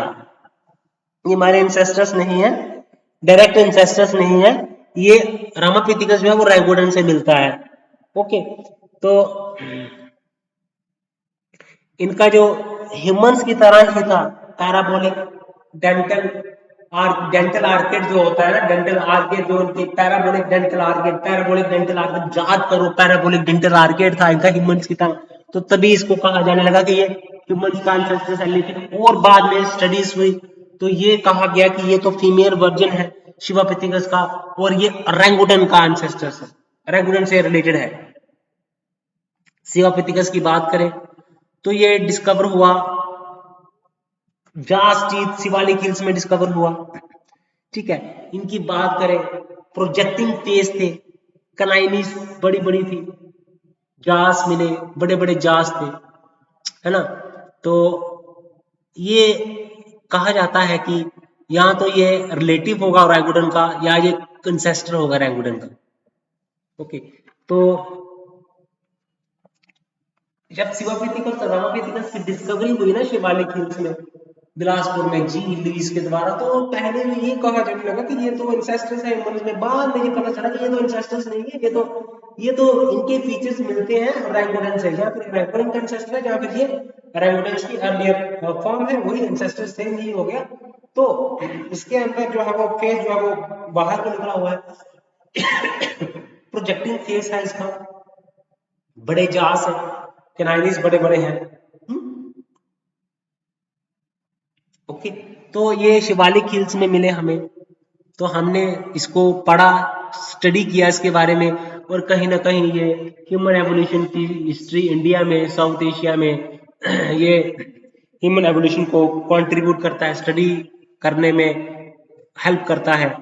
ओके, नर्मदा बेसिन की बात करें तो नर्मदा मध्य प्रदेश में हमें होमो इरेक्टस मिला, ठीक है। हथनोरा जगह है, हथनोरा, ठीक है, हथनोरा। तो नर्मदा मैन की बात करें तो जो डिस्कवर किया था,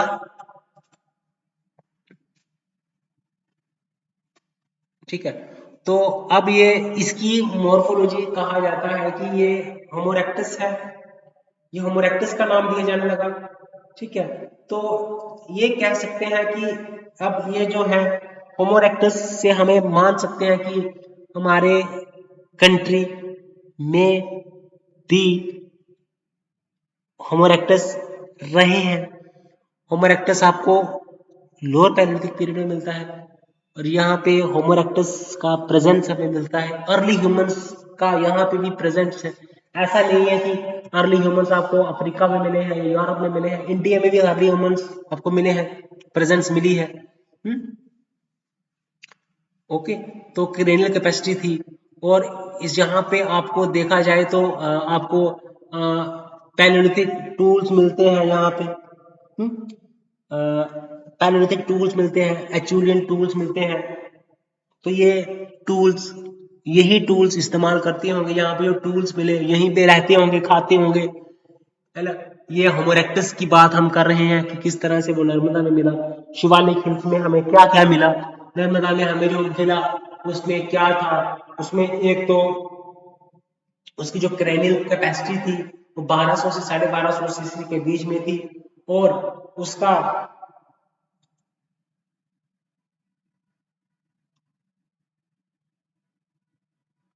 ब्रो रिजेस प्रोमिनेंट थी जैसे होमो इरेक्टस में होती है। तो इसको मिलाया गया होमो इरेक्टस के साथ, और इसको कहा गया कि ये ट्रांजिशन भी हो सकता है होमो इरेक्टस और इसके बीच में, ठीक है। तो होमिनिन के अर्ली ह्यूमंस के फॉसिल्स हमें मिले हैं। सिवापिथिकस हो, रैंगुटन्स है, मायोसिन, सिवापिथिकस हो गया, रामापिथिकस हो गया। ओके, तो देखा जाए कि ये हमारे इंडियन सब कॉन्टिनेंट की बात करें तो यहाँ पे एप्स भी रहे हैं, यहाँ में हमें होमो इरेक्टस भी यहाँ पे रहे हैं, अर्ली ह्यूमंस यहाँ पे रहे हैं। ओके, तो ये हमें समझ में आता है। सिग्निफिकेंस क्या है इसकी, बिल्कुल सिग्निफिकेंस है। इंडिया में जो फॉसिल्स मिले हैं, एविडेंसेस मिले हैं, है ना, तो आप देखोगे कि इनमें एविडेंसेस है। तो ये एविडेंस जो मिले, पैलियो एंथ्रोपोलॉजिकल एविडेंसेस जो मिले इंडिया में, उनके बारे में हमने डिस्कस करा है। चलिए एक और रैंडम टॉपिक पकड़ते हैं, उस पर डिस्कस करते हैं।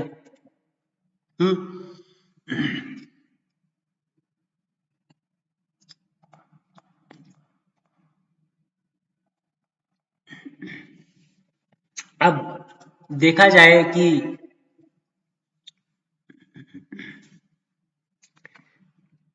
ट्राइबल्स की लैंग्वेजेस कौन कौन सी थी, सोशल कंडीशन कैसी थी। देखिए सोशल कंडीशन की बात करें, वो क्या करते थे, वो हट्स में रहते थे, केव्स में रहते हैं, पुअर हैं,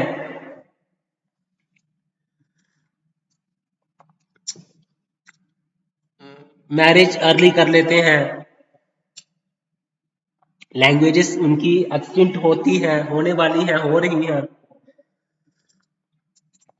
डिफरेंट डिफरेंट लैंग्वेजेस भी बोलते हैं, मैंने बताया है आपको।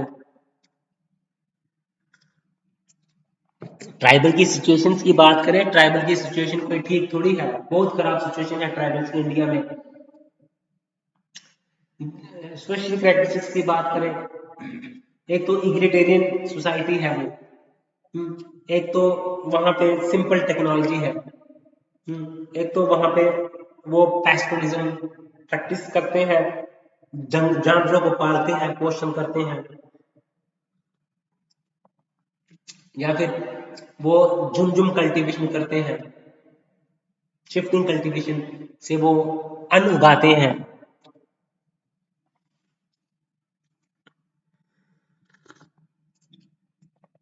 ओके गाइस, तो बहुत सारे डेवलपमेंट प्रोग्राम्स हैं, एकलव्य स्कूल्स खोले गए हैं ट्राइबल्स के लिए,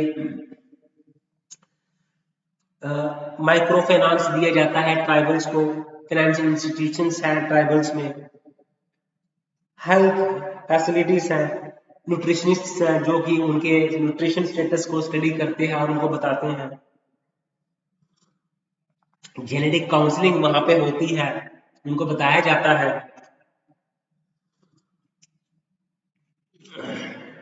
उनके लिए मदर टंग में उनको इंस्ट्रक्शंस जो हैं, एजुकेशन प्रोवाइड की जाती हैं।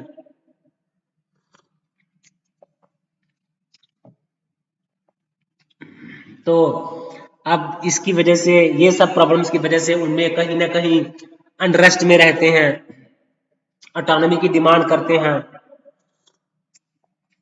चेंजेस तो काफी ज्यादा आई है, ऐसी बात नहीं है, सोशल चेंजेस तो आई है। ब्रिटिश टाइम पीरियड से लेके आज तक के टाइम पीरियड में बहुत सारी सोशल चेंजेस हमें ट्राइबल्स में देखने को मिलती हैं।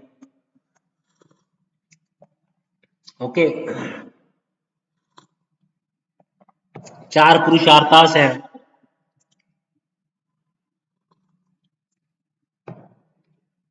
ओके,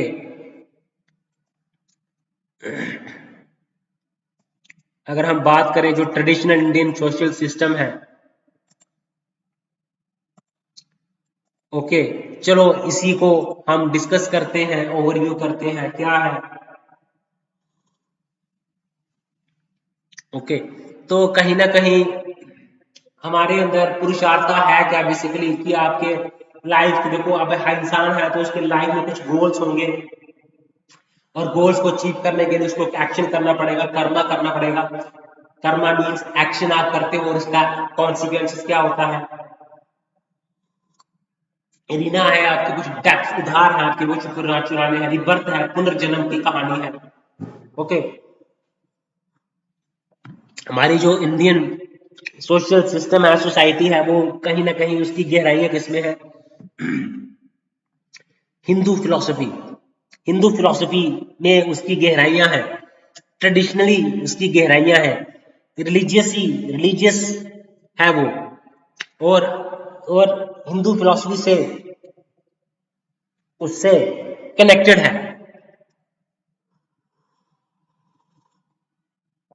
अब वर्ना सिस्टम कहां से आया है, कहते हैं कि ऋग्वेदा से आया है वर्ना सिस्टम। ठीक है,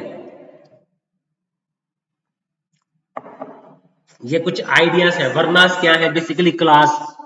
आश्रम्स क्या है, डिफरेंट लाइफ स्टेजेस हैं। पहले तो ये आपको डीड्स बर्थ के ऊपर ये जो होता था ना, पहले कास्ट, ये जो वर्नास होते थे पहले बर्थ के ऊपर डिसाइड नहीं होता था। आपके अंदर अगर गुण है तो आप ब्राह्मण कहलाओगे, अगर आपके अंदर लड़ाई करने की शक्ति है तो आप क्षत्रिय कहलाओगे, अगर आप किसानी करते हैं तो आप वैश्य कहलाओगे, अगर आप सफाई के काम करते हैं तो आप शूद्र कहलाओगे। अब ये बर्थ के साथ इसको जोड़ दिया गया है, पहले ये बर्थ के साथ इसको नहीं था इसका लेना देना। ओके, ये कहीं ना कहीं डिवीजन करता है ना, सोसाइटी की लेबर को डिवाइड करता है। तो ये बाद में बढ़ना जो है वो कास्ट सिस्टम में, मैंने बताता रहता हूँ ये कास्ट सिस्टम जो है ना वो हेरिडिटरी, वो विरासत में मिला है वरना से, है ना। तो ब्रह्मचार्य, ग्रस्त, वनप्रस्थ, है ना, कि मैंने बताया पहले वो मटीरियली बड़ा एक्टिव रहता है, मेरे को धन चाहिए, मेरे को स्त्री चाहिए, मेरे को बच्चे चाहिए, मेरे को ये चाहिए वो चाहिए। फिर वो बाद में जब लास्ट स्टेज में पहुंचता है, फिर वो कहता है कि मैं स्पिरिचुअल बनना चाहता हूँ। स्पिरिचुअलिज्म में वो प्रैक्टिस करता है, स्पिरिचुअली ग्रोथ करता है, 4 गोल्स हैं लाइफ के, वो भी करता है अचीव। वर्नास की बात करें, वर्नास का ओरिजिनेशन कैसे हुआ, ये डिराइव करता है ऋग्वेद। हमारे ऋग्वेद जो है ना, ऋग्वेदा से डिराइव है, और इसको मनुस्मृति में कोडिफाई किया है। वर्ना जो है ये क्या है, बेसिकली 4, कहीं ना कहीं 4 वर्नास होते हैं, 4 कैटेगरीज है, 4 डिविजन्स है वर्ना। ये कहां से आया है, ऋग्वेदा से आया है ना। आश्रमा आए हैं, आश्रमास है, लाइफ है, हमारी स्टेजेस है लाइफ की, धर्म है, अर्थ है, काम है, मोक्ष है। तो 4 हमारे गोल है, धर्म करना है, जस्टिस देनी है, अर्थ है, मटेरियल परस्यूट्स करना है, काम हमें रिप्रोडक्शन करना है, प्लेजर्स को फुलफिल करना है, वेल्थ की खोज करनी है, मोक्ष हमें छुटकारा पाना है लाइफ और बर्थ से।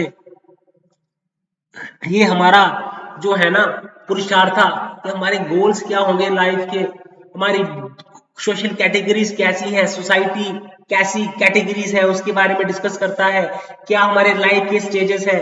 जो हमारा traditional Hindi Indian social system है, जो कहीं ना कहीं हिंदू फिलॉसफी के ऊपर बेस्ड है, रिलीजियस के ऊपर बेस्ड है। ओके, तो ये कहीं ना कहीं हमारी लाइफ को रेगुलेट करता है, हमारी बिहेवियर को रेगुलेट करता है कि हमें क्या करना है, क्या नहीं करना है, क्या हमारी लाइफ की स्टेजेस है, क्या हमारी करना है, समझना है, हमारी ड्यूटीज क्या है, ऑब्लिगेशंस क्या है, कुछ को समझना है। पुरुषार्थ है हमारी, क्या गोल्स होने चाहिए लाइफ के अंदर। ठीक है, कर्मा है। कर्मा का मतलब क्या होता है कि अगर आप कोई एक्शन करते हैं तो अब कर्मा की जो डॉक्ट्राइन है वो क्या कहती है कि आप एक्शन करोगे तो आपका रिएक्शन होगा, कॉन्सिक्वेंसेस होगा, मीन्सफुल। अगर आप गुड डीड्स करोगे, अगर आप पुण्य करोगे तो आपको जो है बैड एक्शन से आपको पाप होगा, और गुड एक्शंस करेंगे तो पुण्य मिलेगा। ओके, अगर आज की सर्कमस्टांसेस कैसी हैं, वो आपकी क्यों है ऐसी सर्कमस्टांसेस, देख किसका कहना है, डॉक्ट्राइन ऑफ एक्शन का कहना है, ये हमारे पास्ट एक्शंस की बदौलत है, और जो आज के डेट्स है हमारे फ्यूचर को प्रिडिक्ट करते हैं। यही तो है कर्मा की फिलॉसफी, डॉक्ट्राइन ऑफ कर्मा। आपको मैंने समझाई है, समझा समझा के मैं थक तो नहीं गया हूं, लेकिन समझाता रहूंगा। अब सोशल इम्प्लीकेशंस क्या है, देखिए हमारी सोशल लाइफ को रेगुलेट करता है कर्मा, पुरुषार्थ है ना, गोल्स है हमारी लाइफ के, हमें कार्य करने हैं, हम क्यों जन्म लिया है इस धरती के ऊपर, है ना, हम बोझ तो नहीं है, बोझ हम बनेंगे तब जब हम इसको फॉलो नहीं करेंगे, जब हमारे कुछ गोल्स नहीं होंगे, जब हमारी सोशल कैटेगरीज नहीं होंगी, कर्मा को हम जब नहीं मानेंगे। ओके, तो अब देखा जाए कि कहीं ना कहीं अब कोई अमीर है, गरीब है, वो क्यों है, वो कर्मा की वजह से है। अब कोई जो है पोजीशंस को ये करता है। अब रीना की बात करें, ठीक है, डॉक्ट्राइन ऑफ सैक्रेड डेप्थ, तो अगर हर एक पर्सन को 3 उसको ऋण चुकाने होते हैं, ठीक है, देव ऋणा, ऋषि ऋणा, पितृ ऋणा। ओके, तो वैदिक ट्रेडिशन की बात करें, ऋग्वेदा की बात करें, तो वैदिक, अगर हम ट्रेडिशनल इंडियन सोशल सिस्टम को पढ़ते हैं तो हमें वेद्स को ध्यान में रखना होगा, ऋग्वेदास को ध्यान में रखना होगा। ठीक है, तो वेद ही हैं जो कि हमारी सोशल सिस्टम को रेगुलेट कर रहे हैं, है ना। ये कहीं ना कहीं जो वर्णास है ये ऋग्वेदा से डिराइव किए गए हैं। हमारा पुरुषार्थास, हमारी कर्मा, हमारे जो आश्रम है, हमारे जो डॉक्ट्राइन ऑफ एक्शन है, ऋणा है, ये क्या है, वैदिक ट्रेडिशंस के अकॉर्डिंग। वैदिक ट्रेडिशन क्या चीज है, ओके, रीबर्थ है। ठीक है, अब होता क्या है कि आत्मा जो है वो कभी मरती नहीं है, वो शरीर को त्यागती है, दूसरी शरीर में चली जाती है। ओके, तो हमारा बर्थ कैसा होगा, सोल कैसी बॉडी वो प्राप्त करेगी, वो हमारी पास्ट कर्मा के ऊपर डिपेंड करेगा, ये कहता है रीबर्थ। तो कहीं ना कहीं ये शो करता है रिलीजियस को, हिंदू फिलोसफी को, स्पिरिचुअलिटी को, सोशल ऑर्डर को, ये डिपिक्ट करता है। ओके, तो धर्मा बेस्ड इंडियन सोसाइटी क्या है बेसिकली। ठीक है, तो वेदास की बात करें तो बेसिकली ये लिटरेचर है इंडिया का, अर्लीस्ट लिटरेचर है इंडिया का।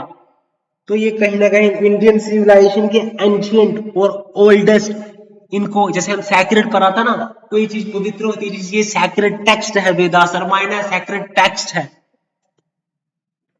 तो ये कहीं ना कहीं हमारे रिलीजन का फाउंडेशन भी है, हमारे हिंदू फिलोसफी का फाउंडेशन भी है, कल्चर का फाउंडेशन भी है। वेदास का मतलब होता है विद मीन्स टू नो, विद्या, नॉलेज मीन्स नॉलेज। तो हमारे डिवाइन नॉलेज हमारे पास होनी चाहिए।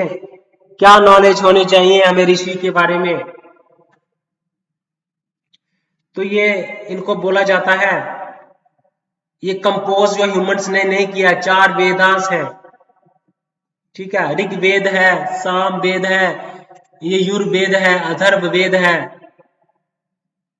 ओके, तो स्ट्रक्चर है ऋग्वेदास का, आपको ये जानकारी होनी चाहिए।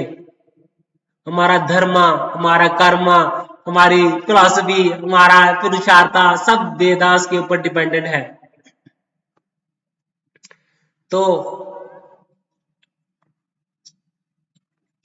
अब जो उपनिषद है वेदास में, वो कहीं ना कहीं इंडियन फिलोसफी को दर्शाते हैं। तो ये एंशियंट इंडिया की बात करते हैं, ये हमारी कोई रिलीजियस टेक्स्ट नहीं है। हमारा सोशल स्ट्रक्चर, हमारा मॉरल कंडक्ट, पुरुषार्थ, वर्नास, ये सब रेगुलेट करते हैं। हमारी फिलोसफी, हमारा आर्ट, ये रेगुलेट करते हैं। ठीक है, तो वेद क्या है? बेसिकली रूट्स है। उपनिषद क्या है? फ्लावर है। वेदांता क्या है? फ्रूट है।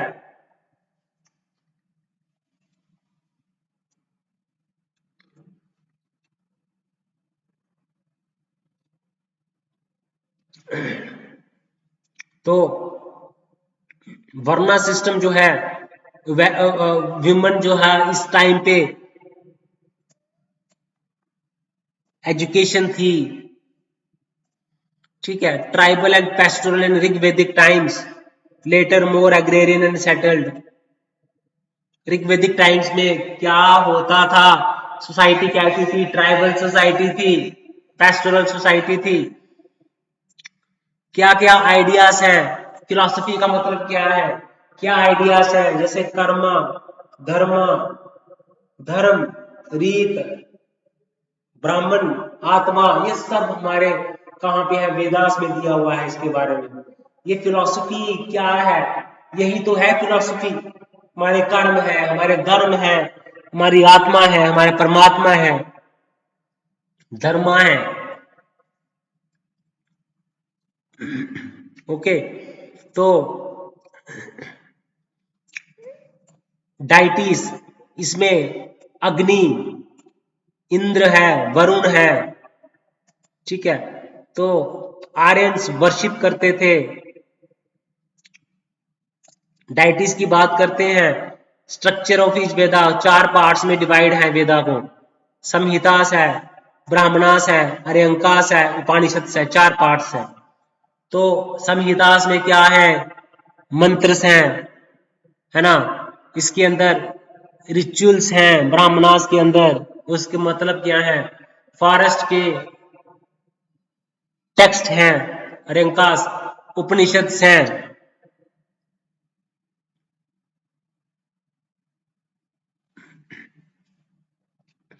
तो ऋग वेदास की बात करें, यहाँ पे 1028 हाइम्स है, 10 बुक्स हैं इसकी।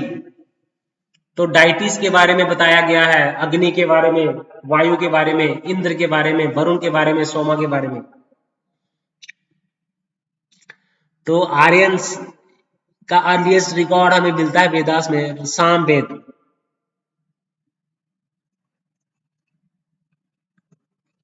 साम वेद, यहाँ पे म्यूजिक के बारे में बताया गया है। यजुर्वेद, यहाँ पे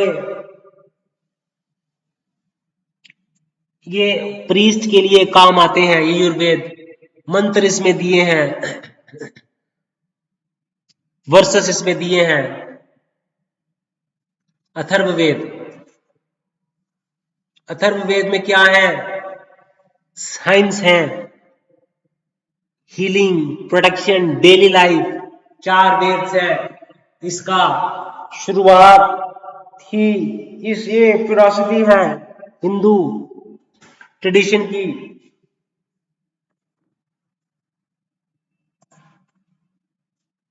तो वेदास ही है, ये सारा जो ट्रेडिशनल सोशल स्ट्रक्चर है वेदास के ऊपर ही है। हमारी किताबें हैं, एंशिएंट टेक्स्ट है ये। इसमें हाइम्स हैं, इसमें सैक्रिफाइसेस के रिचुअल्स के तौर तरीके हैं, है ना। रिचुअल्स के इसमें फार्मूलास हैं, इसमें लिखा हुआ है, इसमें बुक्स हैं, है ना। इसमें क्या है? वर्सेस हैं, फार्मूलास हैं, इसमें स्पेल्स हैं, चार्म्स हैं। Spells, charms, formulas. ठीक है, स्पेल्स, चार्म्स, स्पेल्स है इसमें, हिम्स।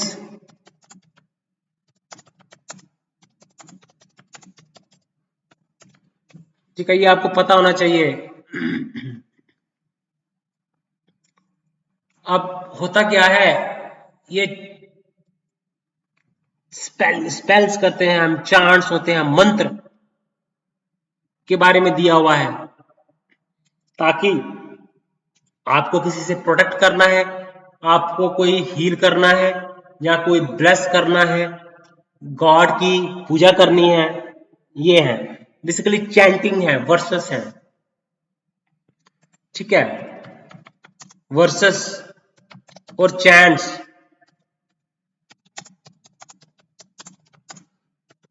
वर्सेस और चैंट्स क्या है ये भी पता होना चाहिए आपको। ये बेसिकली है, इसमें अंदर चैंट्स हैं, वर्सेस हैं, सॉन्ग्स हैं, लाइंस हैं, मतलब रिदमिक लाइंस इसमें दी हुई है, शॉर्ट लाइंस इसमें दी हुई है, सॉन्ग्स दिए हुए हैं, हम इसको रिसाइड करते हैं, वर्शिप करते हैं, प्रे करते हैं, फीलिंग एक्सप्रेस करते हैं। वर्सेस और चांट्स ही रखिए, शॉर्ट लाइंस हैं, मंत्र सही है, मंत्र शॉर्ट लाइंस, रिदमिक लाइंस है, सॉन्ग्स हैं वेदास के अंदर, ठीक है। यही तो है सारा हमारा Indian social structure. Okay guys, तो चैनल को लाइक करें, सब्सक्राइब करें और शेयर करें guys. Take care, bye bye guys. Okay, next video में मिलते हैं जल्दी। Okay, bye bye.